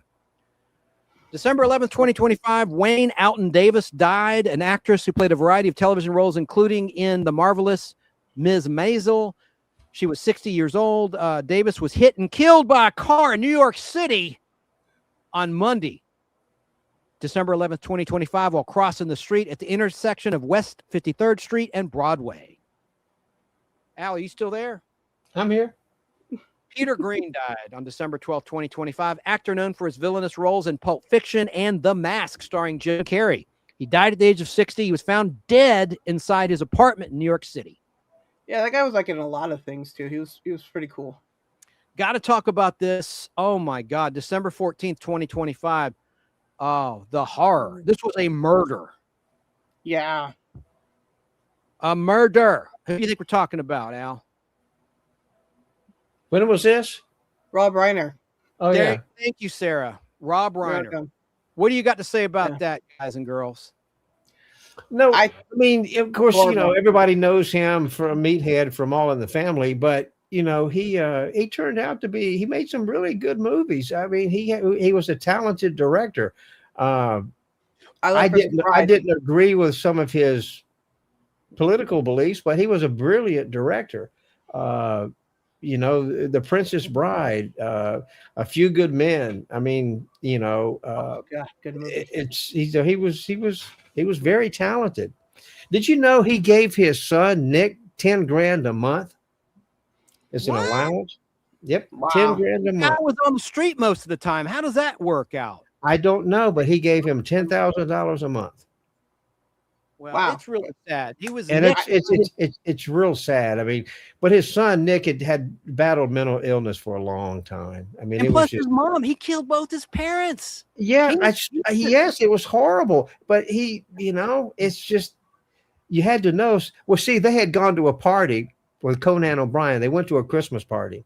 Yeah, and then Nick was going around at the party asking people, "Are you famous? Are you famous? Do you have a lot of money?" And blah blah blah. And he got, you know, and him and Rob got into a huge fight.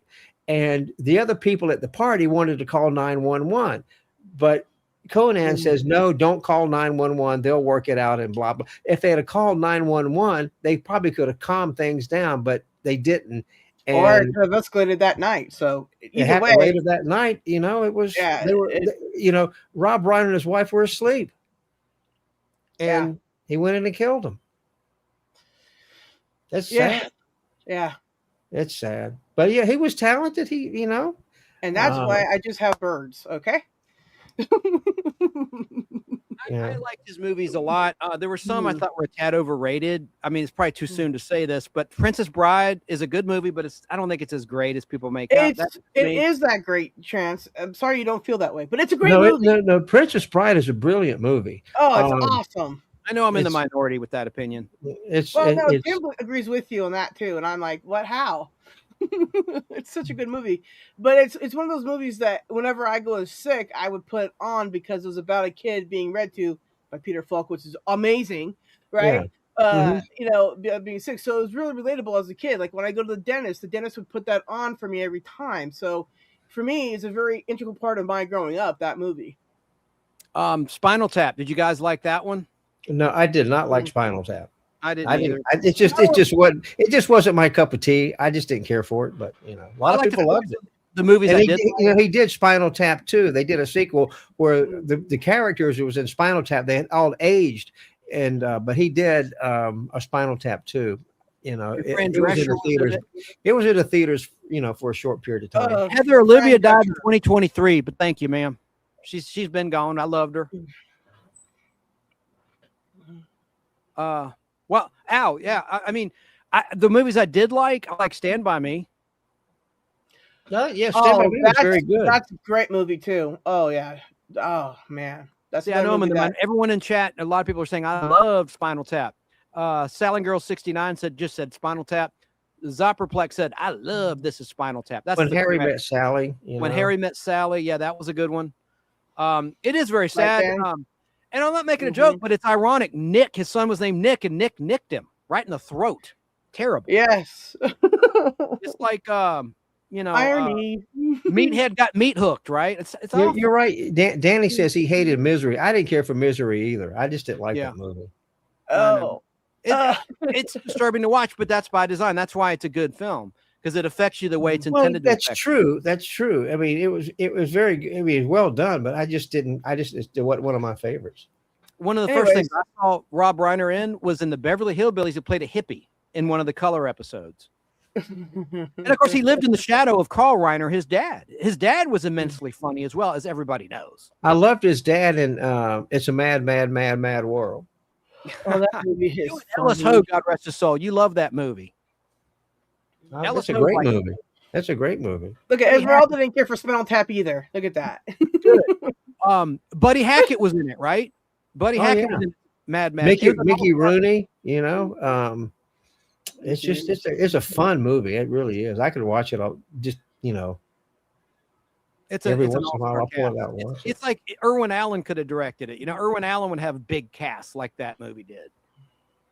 And also, Rob Reiner, as Zopperplex mentioned in chat, Rob Reiner appeared in The Partridge Family and Room 222 before he had facial hair. He looked really different without his trademark mustache and his hairpiece. He wore, even in the picture that's on the screen on the left of Rob Reiner as Mike, the Polak who married Streller's character, Gloria. He wore a hairpiece even back then. But he was in. I love Room 222, a really underrated show. Again, about a school, just like Boston Public was years after Room 222. Boston Public was just great. Smell that shoe. It is sad about Meathead.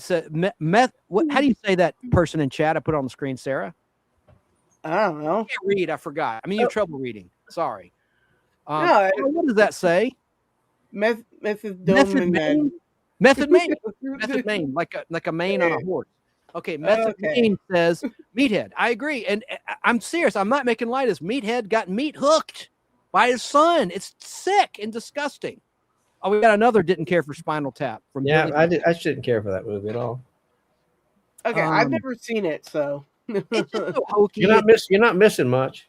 It's supposed to be a rock band that's real. But I didn't care. It's forced humor in the 10th degree, in my opinion. But they brought back Fran Drescher. Fran Drescher had a good role in This Is Spinal Tap.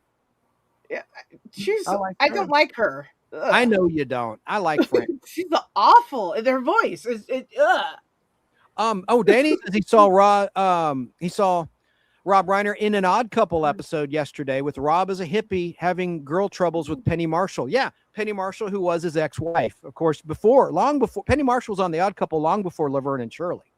Anyway. So rest in peace to Rob Reiner. I mean, what can you say? I mean, it's a horrible tragedy, man. December 14th, 2025, Rob and Michelle, singer Reiner, were found dead in their home. What? I should correct the record though, because it is still all alleged because it hasn't been in the court of law yet. Okay, that's true. We should give him the benefit of the doubt just to be on the safe side. I don't want to get no sued. Yeah, You know, him and his wife were cremated. Allegedly.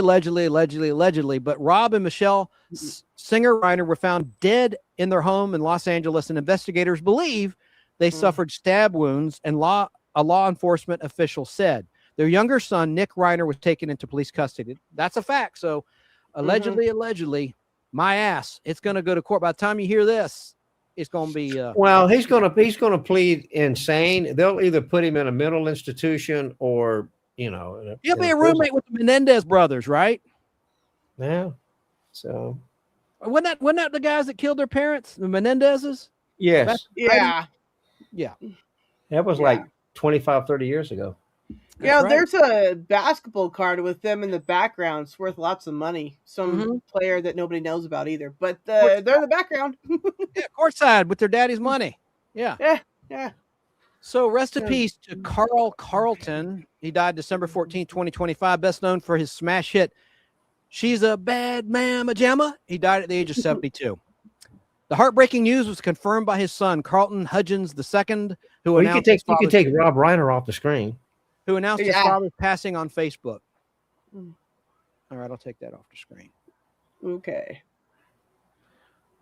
All right, so we got another one here, and then we're almost at the end of the list. Oh my God. Okay, I'll delete Rob Reiner's picture. How about that? So I don't put it Okay. Sorry, Rob. All right, so I love that song. She's a Bad Mama Jamma. That was a roller skating rink staple back in the early 80s. That was always playing at the roller rinks when I was a little kid. Here's another one I'm going to show you. This guy first hit the scene in a soap opera playing a rapist. Talking about Anthony Geary, who died, who was Luke in General Hospital. And there's Jeannie Francis, who played Laura in General Hospital. The writers were absolutely sick in the late 70s. In 1979, they wrote a rape storyline. And then eventually in 1981, the fictional couple married. And the ratings for the Luke and Laura two-parter in November 1981 beat the ratings of the real-life wedding of Lady Princess Diana and, Prince Charles and soon-to-be Princess Diana, their nuptials. You know, he was gay. Wow. He had a partner for 25, 30 years. Yes. Yeah. I didn't know that until he died. I had no idea. And there's nothing wrong with that. Don't misunderstand. I just thought he was such a good actor. You really thought there was chemistry between those two on General Hospital. I remember watching that live when it was on ABC. I remember seeing it.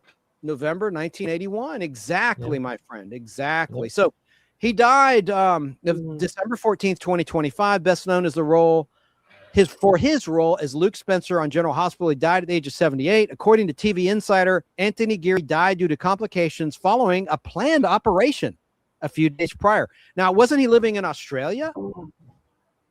I don't think so. I think he was living here. No. Maybe he was. I don't know.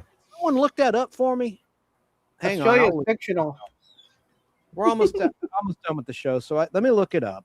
I just hate for there to be a lull. It seems like an eternity. Well, there's three people. There's three people I want to talk about, so I don't know how much more you. We'll do it. We're almost at the end of my list. I swear to God. Okay, I swear to goodness, I should say. He was born in Utah. He died in the Netherlands in Amsterdam. Yeah. Okay. He was in Amsterdam, not Australia at all. Okay. I was just guessing. I remember he did a $6 Million Man 1 hour episode in 1978 called Lost Island. Oh man, just look it up with Robert Manson. I won't go into too much detail, but look up the $6 Million Man. It's on Peacock. The old episodes of $6 Million Man. Go to season 5 and look up Lost Island, a special 2 hour episode. I always do that. All the episodes were 1 hour. It was a 2 hour movie length episode. And he was great in that, in the $6 Million Man. Anyway, rest in peace to Anthony Geary. Wow. Now let me just see who else we got on the list. Almost done with this list. Believe it or not. Let me see. He won several daytime Emmy Awards. He won one on June 23rd, 2012. But let's move on past Anthony Geary. Rachel Carpani died December 16th, 2025. Actress who starred in NCIS Los Angeles. She was 45 years of age. And she's best known in Australia for her role in McLeod's Daughter. So maybe Mama Dingo had seen that over there. She's one of your people, Sarah, Mama Dingo. I've known her for quite some time. She's so sweet. All right, on Christmas Eve 2025, Pat Finn died. Actor, comedian, died at the age of 60. Finn played the character of Bill Norwood on the ABC sitcom The Middle from 2010 to 2018, and also gained popularity for his role as Dr. Roger on Friends, and he played Joe Mayo on Seinfeld. Rest in peace, Pat Finn. All right, all right, so that's the end. So Al, the floor is yours. Who do you have on your list that I've not covered? Claudia Cardinale. I got a picture there. Pull it up. Okay, yes, sir. Oh, I can't wait to hear this. Wait a second. There's Claudia. Okay, yeah, Claudia. She was an Italian actress. She was wonderful in the Once Upon a Time in the West. She was just one of my favorite actresses. She was, she could do a Western, she could do a drama, she could do just about anything. And she was one of my favorite actresses. And she was in Once Upon a Time in the West. Right there, you can see. That's a great shot. Oh, wait, Al, let me make you big. Hold that up again. Hold on, Al. All right, let's see it. Oh, that's there she is right there. See her? Yes. This is a good one you found out. It's directed by Sergio Leone with a great score by Ennio Morricone. Wow. Once Upon a Time in the West. Wait a minute. Hold on. I have a hang on a second. On the back side of the French Connection, here's the actual half sheet of Once Upon a Time in the West. Let's see. Oh, wow. Yeah, Chance, you really should get your microphone and cords fixed or something, because you keep there she is there, Once Upon a Time. Going bad on your audio. What is it going? Is it too low? No, it sounds like you're a robot. Oh, God dang it. No, it's your tech. It's your tech. It's a great movie. You're going to have to update your tech, Chance. Still screwed up. And this is from this is an original poster here. Sarah, my audio is still screwed up. Yeah, it is, Chance. You sound like you're talking. I think it's on your mixer, Chance. But anyway, she was great. And then one other person, I want to talk about and electronic is Marianne Faithfull. Can you pull her picture up? Hold on, I want to ask you about this lady you just talked about, Claudia. How old was she when she died? I'm looking at your list. It's in. Can you see the picture? No. I'm talking about Claudia still. I'm asking you, do you know how old she was when she died? How old was she when she died? I'll tell you then. Al, can you hear me? She was 80. I hear you. I can hear you. Died September 23rd, 25. Talking about Claudia. Claudia Cardinale, we just talked about. Esmeralda says you're her favorite robot voice, Chance. All right, let me. Marianne Faithfull. There you go. No, that's Claudia Cardinale. I didn't hit the wrong one. There we go. There's Marianne Faithfull. She did she was popular in the 60s, and she had a romance with Mick Jagger. One of her hit songs was As Tears Go By. I always liked to watch her perform because she was not robotic at all. She just kind of stood there and she just looked pretty and sang. She's kind of angelic. On her. Yeah, she was wonderful. I love Marianne Faithfull. And there's another picture of her and Mick Jagger, if you want to pull that one up. Short circuit voice now, Chance. Nobody can understand you hardly. It's really bad audio. Pull up the next picture. Anyway. Now she passed away. Yes. 2025. You're muted, Chance. She's pretty. Yeah. Let me fix this. All right, we can hear you again. We can hear you now. Not through my mic. Yeah, it is. Okay, is that better? I turned the mixer on and off. Yep, there you go.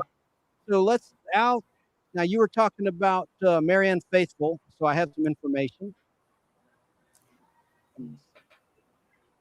All right, she died January 30th, 2025, born December 29th, 1946. What was her cause of death? Do you know, Al? That I don't know. Pull up the next picture for her, Mick. All right. Let me pull that up. I don't. Oh, here it is, right there. Yeah. There we go. Sorry about that. Yeah, Oh, yeah. They were an item, and they remained friends until she passed away. But they were an item for many years, and until she passed away. They were just she was also remained really good friends. trying to find her cause of death. Personal life. She had 3 miscarriages and 4 abortions. It says her first abortion was in 1964 when she became pregnant by Jean Pitney. The procedure was still illegal in the United Kingdom. Okay, let's not talk about that. Let me get to cause of death. Where is it? Health and death. Okay. Yeah. She had emphysema. Did you know that? No, she was. They all smoked. They all smoked back then. Yeah, that's just like It says on April 4th, 2020, it was announced that Faith was hospitalized in London for pneumonia following a positive COVID-19 test. Her management company reported that she was stable and responding to treatment. On April 21st, following a 3-week stay, she was discharged from the hospital. In a brief statement, blah, blah, blah, blah, blah, blah, blah, blah, blah, blah, blah. She worked on her breathing, blah, blah, blah. And it just says she died in London on January 30th, 2025 at the age of 78. So no information out there. Yeah. Well, she was great. You can find her music. She's on YouTube. All of her music is on YouTube. It's just, she did another song I like called Summer Nights, but her big claim to fame was As Tears Go By. Now, there's one that was not on my list that you wanted to talk about. Terrence Stamp. I can't believe he's not on my list. I missed him. He died on August 17th. I got a picture of him. Hang on a second. Terrence Stamp. Yeah, he died on August 17th, 2025. Zod! Kneel before Zod! Yeah, there's a picture of him. He was a good-looking man. There he is, Terrence Stamp. Very good-looking man. Yeah, he was a talented actor. He could make funny westerns. He was like the man with no name, I believe. But he was talented. I liked him a lot. He was a handsome man. He was born on July 22nd, 1938, the year Superman hit the scene in comic books and Action Comics #1, I might add. He was born in London, England, and he died at the age of 87 in Studio City in Los Angeles, California on August 17th, 2025, as I said earlier. Talented actor, very talented.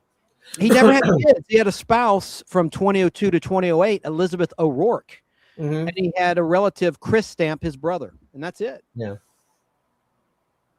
Was he gay? No, Al? no. Not that I know of.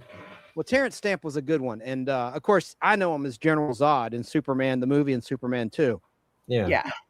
By the way, Superman 3 really warned us about the dangers of AI. Anyone who knows that movie, when the supercomputer is draining the power, it wants to live.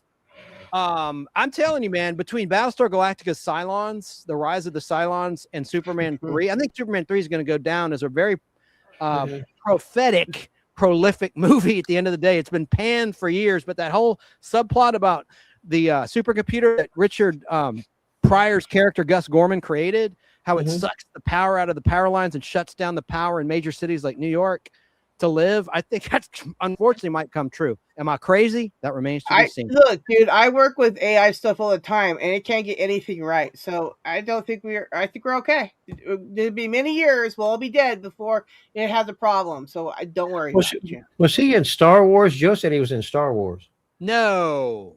Oh, yes, he was. He was like in the prequel movies. Oh, yeah. Oh, Yes, he was. Damn, so we missed the Buck Rogers guy.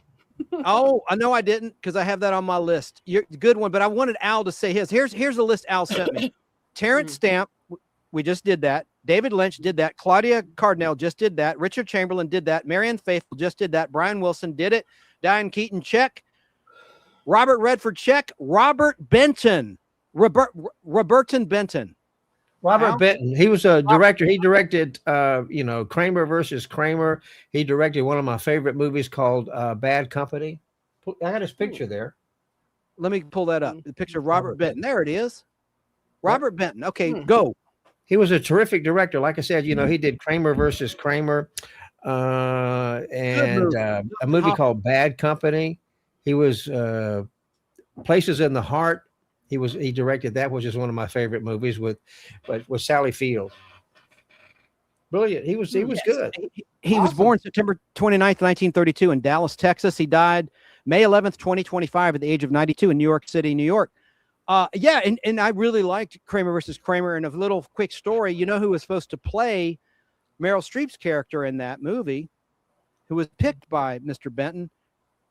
And that was from Charlie's Angels, Kate Jackson, and from The Rookies.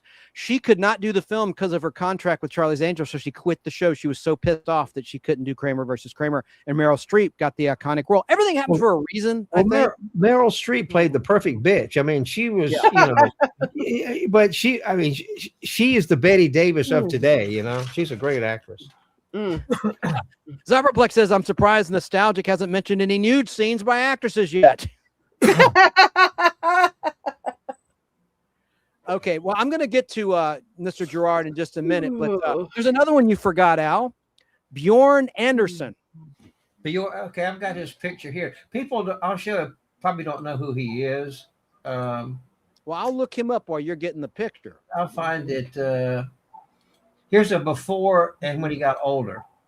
Okay, let me look that up. Let me put that on the screen. I'm just looking his ass up. He's Swedish actor and musician. He's Swedish, yes.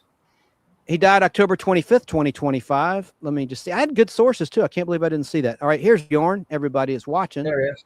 Young and old. When he's young on the left, and that's when he was older. And he was in he was in one of my favorite movies called Death in Venice. I've got the DVD. You see it right there. He was born in Stockholm, Sweden. He was 70 when he died in Stockholm. Born to live and die in Stockholm, Sweden. Yep. Wow. Look at that hair when he got older. You know. I think there was another picture. Hang on a second. I think it had. Okay. I'll read about his death real quick. Let me see if there's a cause of death.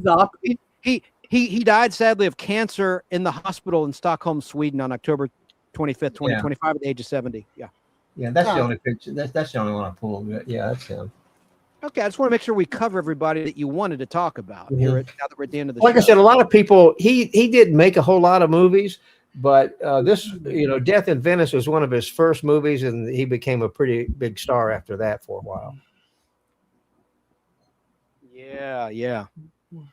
I got one more. Got one more for you. And this guy lived in Georgia when he died.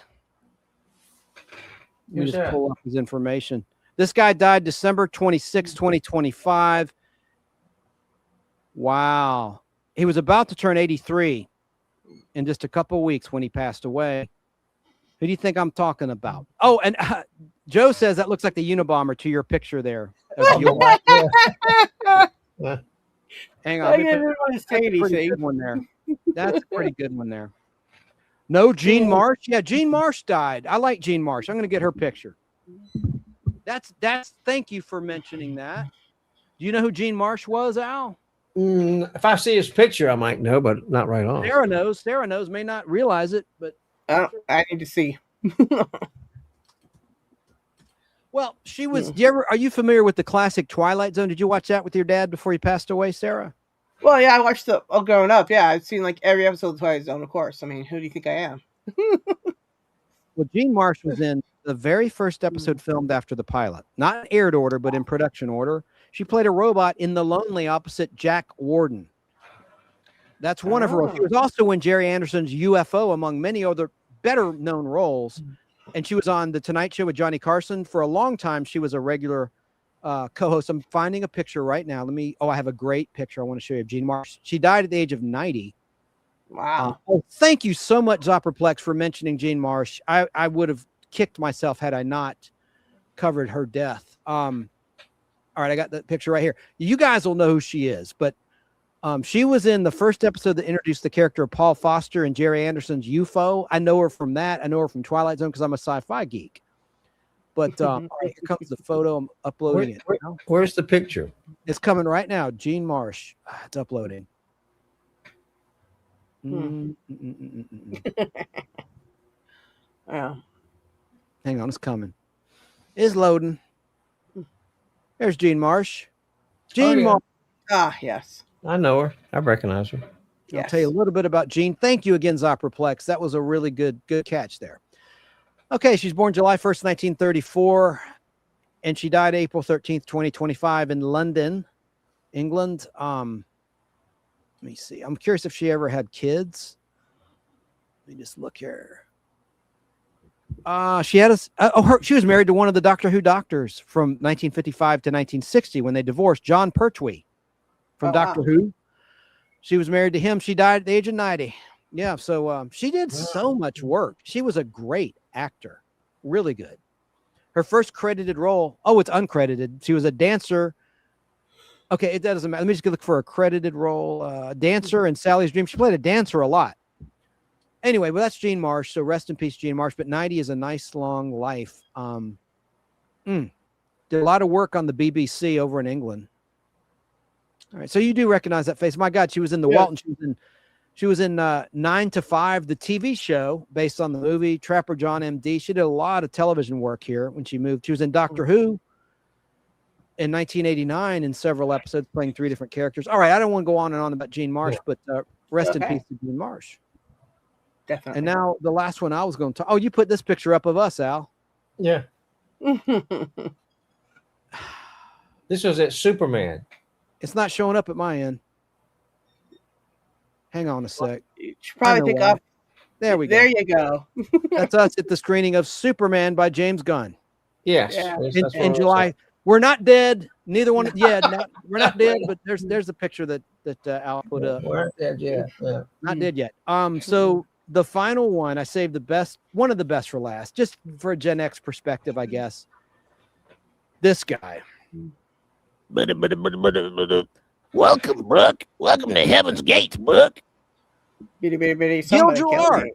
Gil Gerard. He lived in Georgia. This is the guy I was talking about. Hey, Brooke. I need my robotic malfunction back.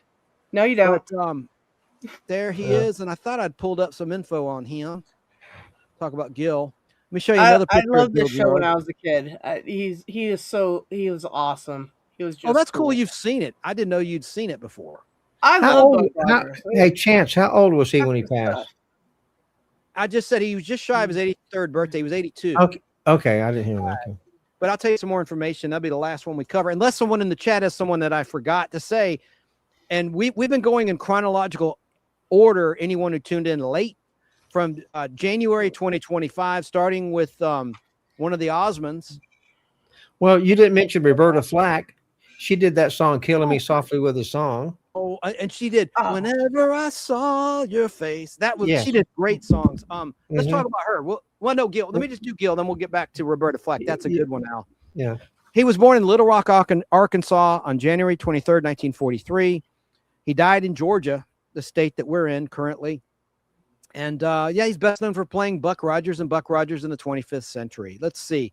He had gastric bypass surgery. He got really heavy in like the early 2000s, the late 1990s, and then he had surgery. I met him in 2006 in Tampa, Florida at Icon 1, a convention, and he couldn't have been nicer. He was really great with his fans. I have a picture with him somewhere on an old phone. You know who he's married to? One of his wives was Connie Selica. Actress Connie Selica from Believe It or Not, The Greatest American Hero. You know who Connie Selica is, Al and Sarah? I do. I know who she is. Maybe I do. I'd have to see her. And she left Gil for John Tesh from Entertainment Tonight. John Tesh, really? Oh my gosh. Yeah, John He- Tesh. he Big had in this- Germany, just like I he's didn't big like in Germany, just like David Hasselhoff for some reason. Yeah. As a singer. Yeah, well, Hasselhoff was cool. He danced on the Berlin Wall. I mean, that's pretty epic, okay? Yeah, Gil Gerard was married a bunch of times. He was married to Connie from 79 to 87, then Bobby Leonard from 87 to 89, and then his final wife, Janet Gerard. He mostly did television commercials early on. Let's see what his big break was. Oh, guess what? He drove a taxi cab in New York City, and he studied drama by day, drove a taxi cab at night, and one day, Gil Gerard picked up a fare who showed a lively interest in the problems of unemployed actors. And before he left the cab, he told Gil Gerard to report in a few days to the set of Love Story, which was a movie being filmed on location in New York. And when Gil Gerard arrived on the set of Love Story, he was hired as an extra. Later that day, he was singled out for a bit part, but was not included in the finished cut of the film. Did you like that movie, Love Story, Al and Sarah? Did you see it, I Sarah? don't think Oh, I've love. seen that. Oh, yeah. I thought it was a great movie. I loved it. Yeah. Says during the next few years, he did most of his acting in television commercials, almost 400 commercials, including a stint as a spokesman for the Ford Motor Company. All right. And after small roles in the gay-themed film Some of My Best Friends Are in 1971 and the thriller Man on a Swing in 1974, Gil Gerard gained a prominent role in the daytime soap opera The Doctors for 2 years. You ever watch The Doctors, Al? I did on NBC. And he did the Hawaii Five-0. Anyway, I could go on and on and on. He was in Airport 77 as Lee Grant's youthful lover in that film, Universal's Airport 77. All right. And Buck Rogers in the 25th Century was released theatrically before it was a television, 6 months before it wound up on NBC on September 20th, 1979. Right. It was released theatrically, and it was by Glenn A. Larson. So rest in peace. Hiya, Buck. To Buck Rogers on TV. Real name, Gil Gerard. Yeah. Yes. Well, we can finish it with Roberta Flack. I always liked her. Oh, yeah. Good one. I see. I already forgot. Roberta Flack. Oh, man. Tell us about Roberta Flack, Sarah and Al, while I pull up her information. Al, take it away. Well, she was she was a singer in the 70s, and she recorded so many good songs. Of course, Killing Me Softly was one of her big hits. And she also sang the song for the Clint Eastwood movie. Which Clint Eastwood movie? What was that movie? Good grief. That's okay. It's okay. I'll look it up, buddy. Yeah, it's look- okay. I got her page. You just chill, man. Just Yeah, relax. it was It's one. okay. It was a. I forget what movie was it. It was I'm turning into you, Al. I do that a lot. Where I'm Killing, like, Kidding, softly, and then the other one was the first time ever I saw your face. That's not the Clint Eastwood movie, is it? It was from. I thought it's from a movie. It was used. Oh, okay. In the movie. I was gonna say that's not the title of the movie. I mean, No, that's not the name of the movie. That's the title of the song. Killing Me Softly with a Song. That's All a good right. song. It really is. She was awesome with that soft voice of hers. Yeah, All right, play Misty for me. He got it right. Zopa got it right.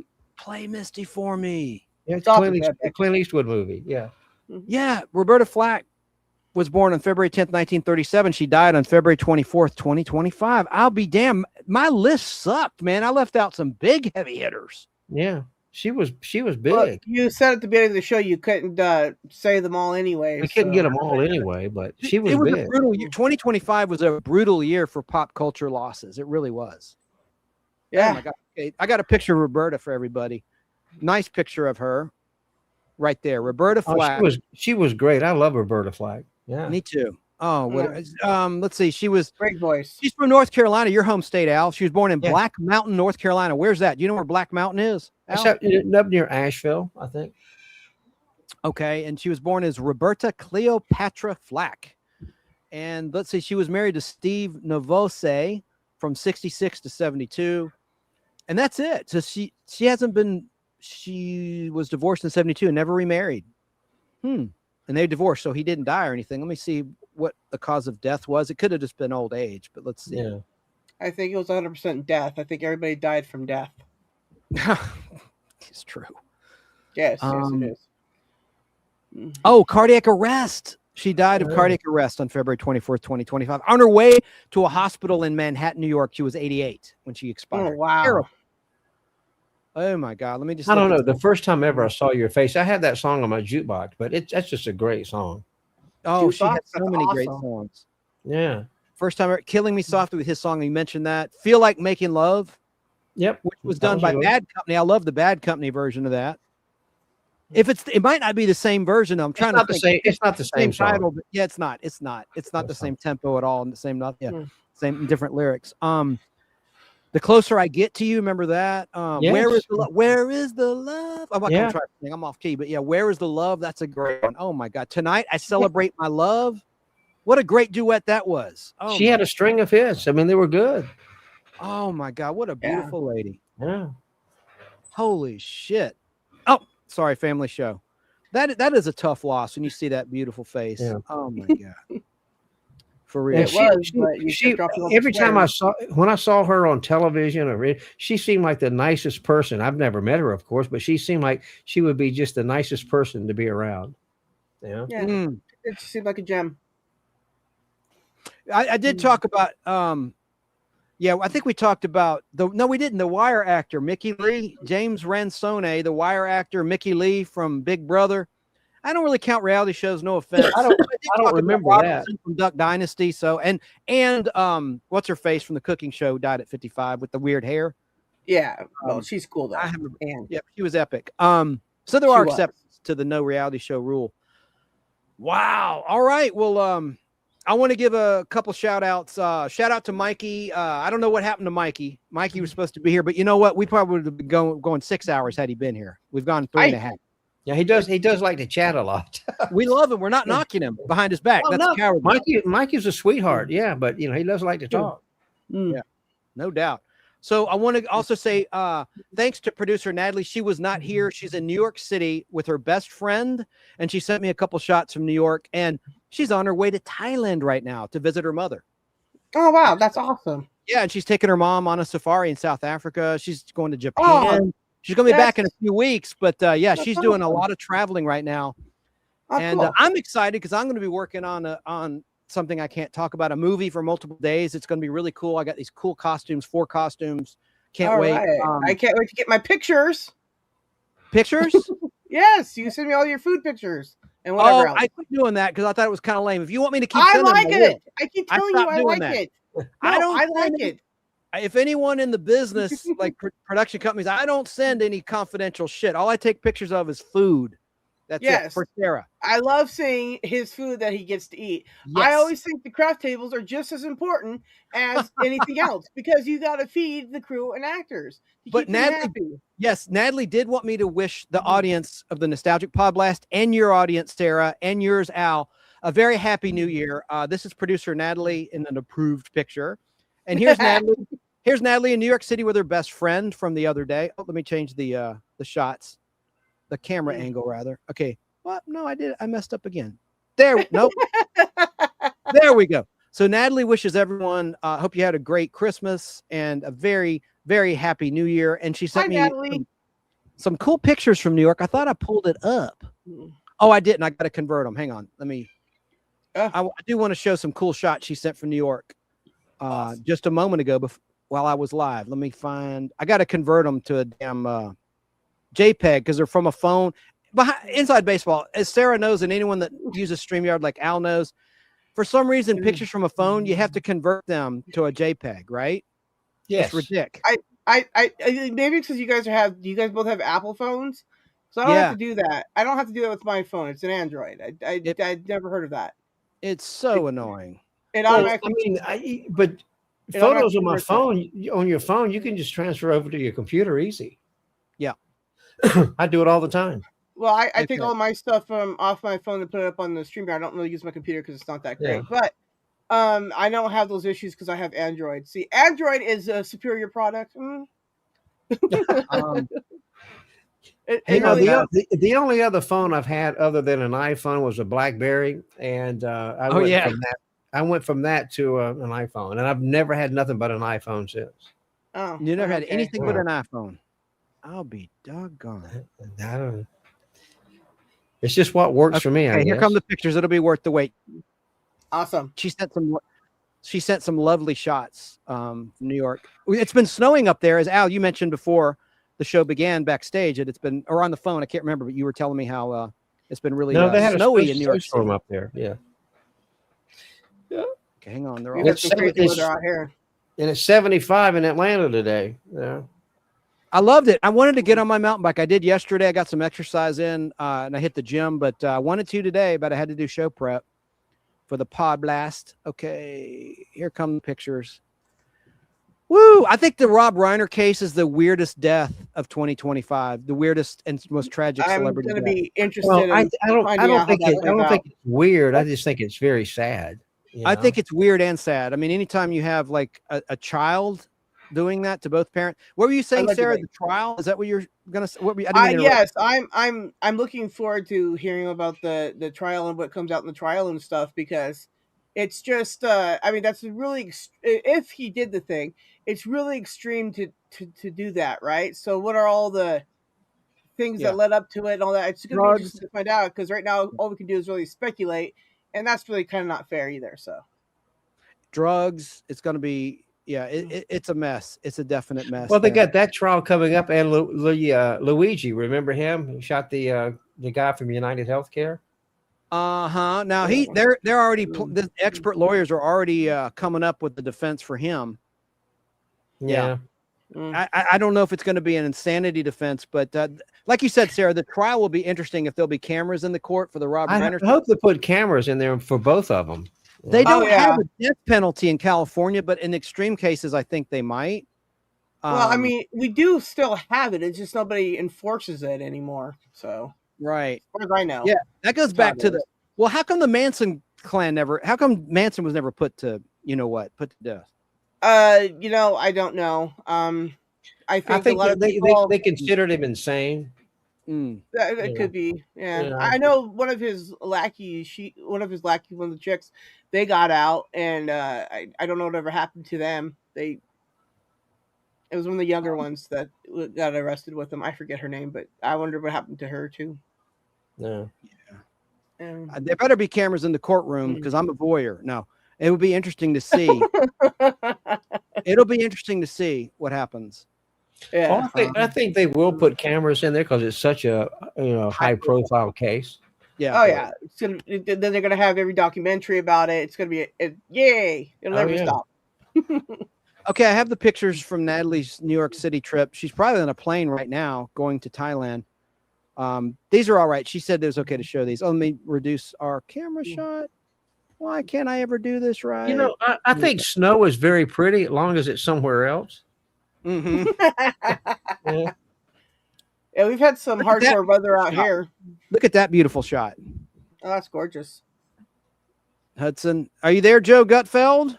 He sees that all the time. He lives up there. But I like movies with snow, and I like movies with trains. So, but yeah, I think that's beautiful. And let me see. It's very pretty. Another one of buildings. I don't know why I have to convert it because it's from my iPhone. Yeah. Blah, blah. Thanks, Dan. I guess I can show it next week. But it was a really nice shot that she sent me. Hell, I can't find it right now. But yeah, we miss you, producer. So come back safe. We'll see. And she had good. Well, Danny says that California abolished the death penalty. Yeah, that's what it was. Okay, so I don't keep up on all that. Anyways, they all said that it was like cheaper to keep people in prison for life than to execute them. I'm like, I don't math, so I don't know. Yeah, there's this comment right there. And Zupperplex said the Supreme Court of California declared the death penalty unconstitutional at the time of the Manson trial in 1969 and 1970, right? I guess the trial was 1970. Helter Skelter, what a crazy book that is. I mean, what a horrible, I don't know why I mentioned it. I'm not trying to get macabre and morbid. We're starting a new year, starting fresh and clean, 2026, right? Well, did you see that movie Once Upon a Time in Hollywood? Parts of it by Quentin Tarantino. Yes, and it covered that, didn't it? About the Manson, yeah. But in the movie, Manson went to the wrong house, and Sharon Tate and the people were not killed. That's how the movie ends. Wow. Spoiler. It was done from a different perspective, I suppose. Oh gosh, Keebler saying I didn't let Sarah talk enough. Well, that's okay. We all know what I sound like. I've been really sick, so this has been an endurance test for me. Yeah.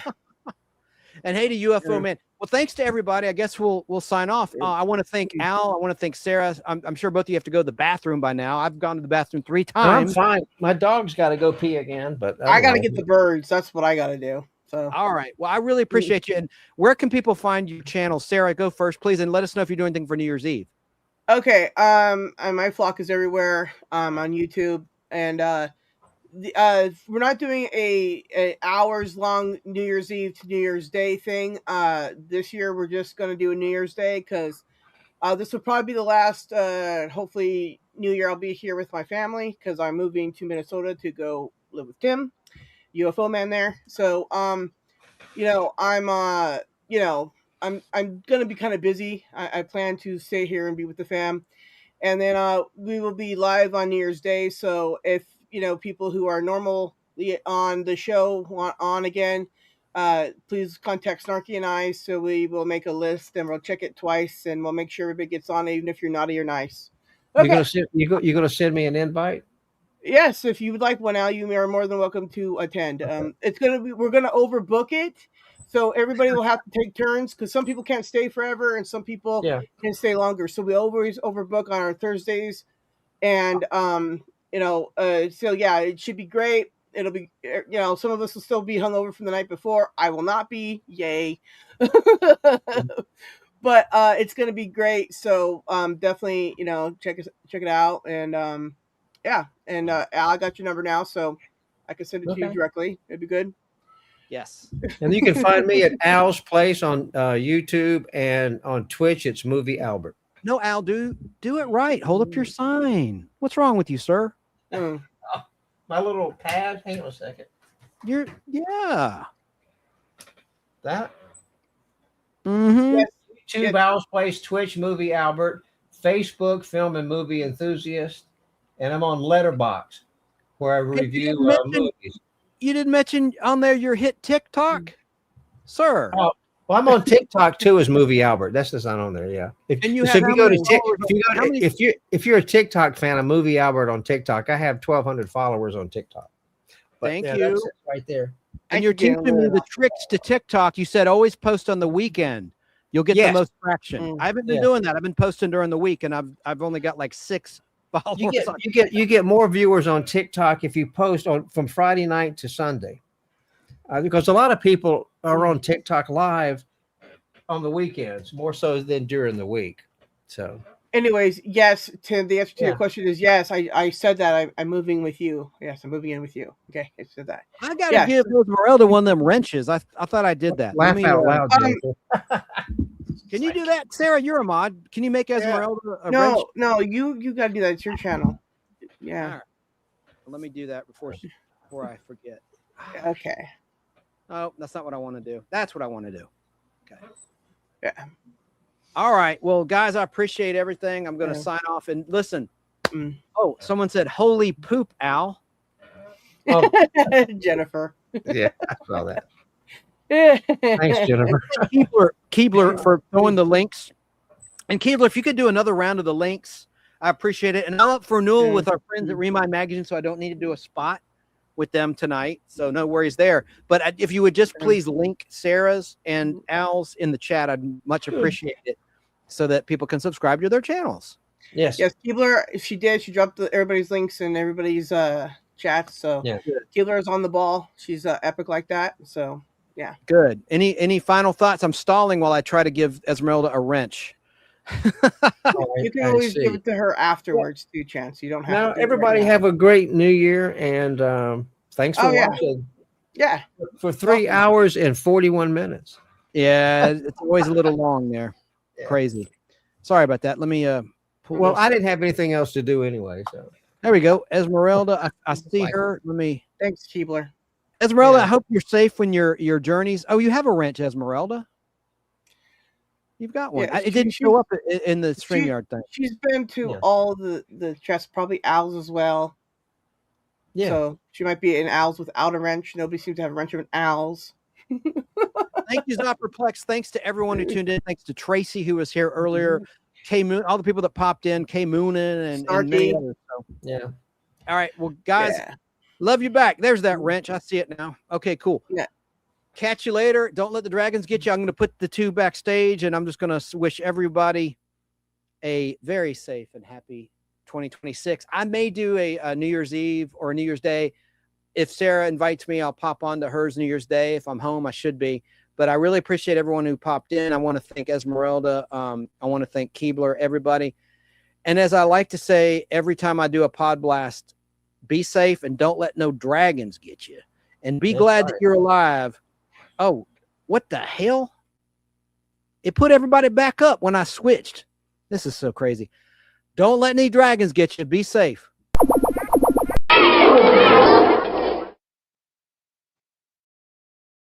And stay tuned, because Donnie Osmond's going to have an official YouTube channel with clips from the Donnie Marie show. I'm going to play for one last time one of his clips. I like to play Celebrate being alive. Celebrate the new year 2026. And stay good. Slipping away, isn't it a pity? Didn't find time to call. Ready or not, gonna make it to the city. This is the night to go to the celebrity ball. I just want to celebrate another day of living. I just want to celebrate another day of life. Had my hands on a dollar bill, and the dollar bill blew away. But the sun is shining down on me, and it's here to stay, yeah, yeah. So I'm telling you, I just want to celebrate, yeah, yeah. Another day of living, yeah. I just want to celebrate another day of life.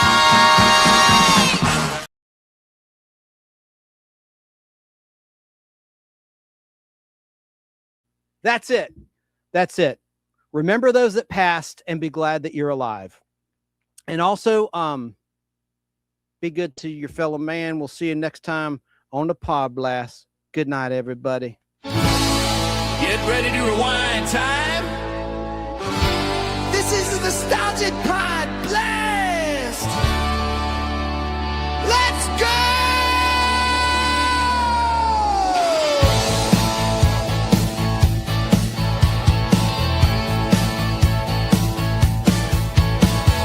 Fun in the air, we're taking it back.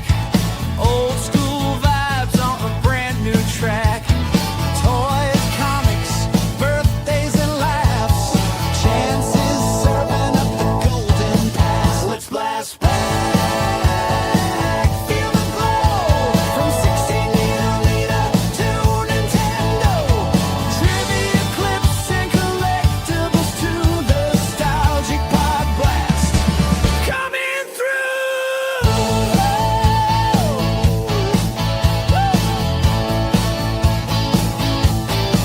Yeah, fun nostalgia, memories ring. Comic books, laughs, it's a vintage thing. Let's go!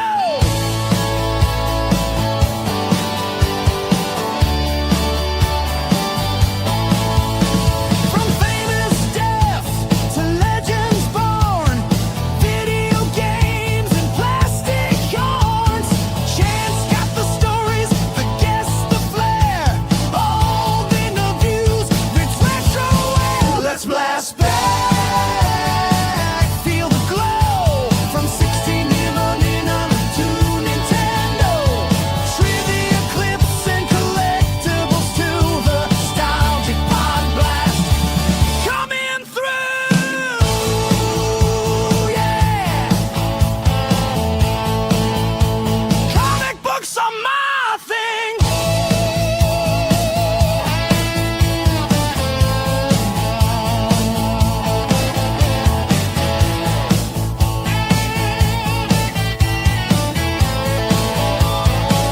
Give me the collectibles. We've got the knowledge, the clips, and the laughs. This is the nostalgic Pod Blast. Subscribe and blast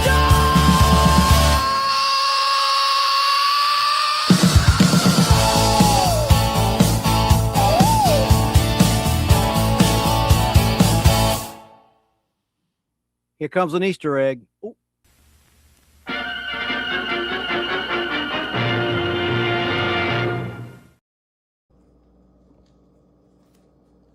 Somebody loves her ribbons. New ribbons.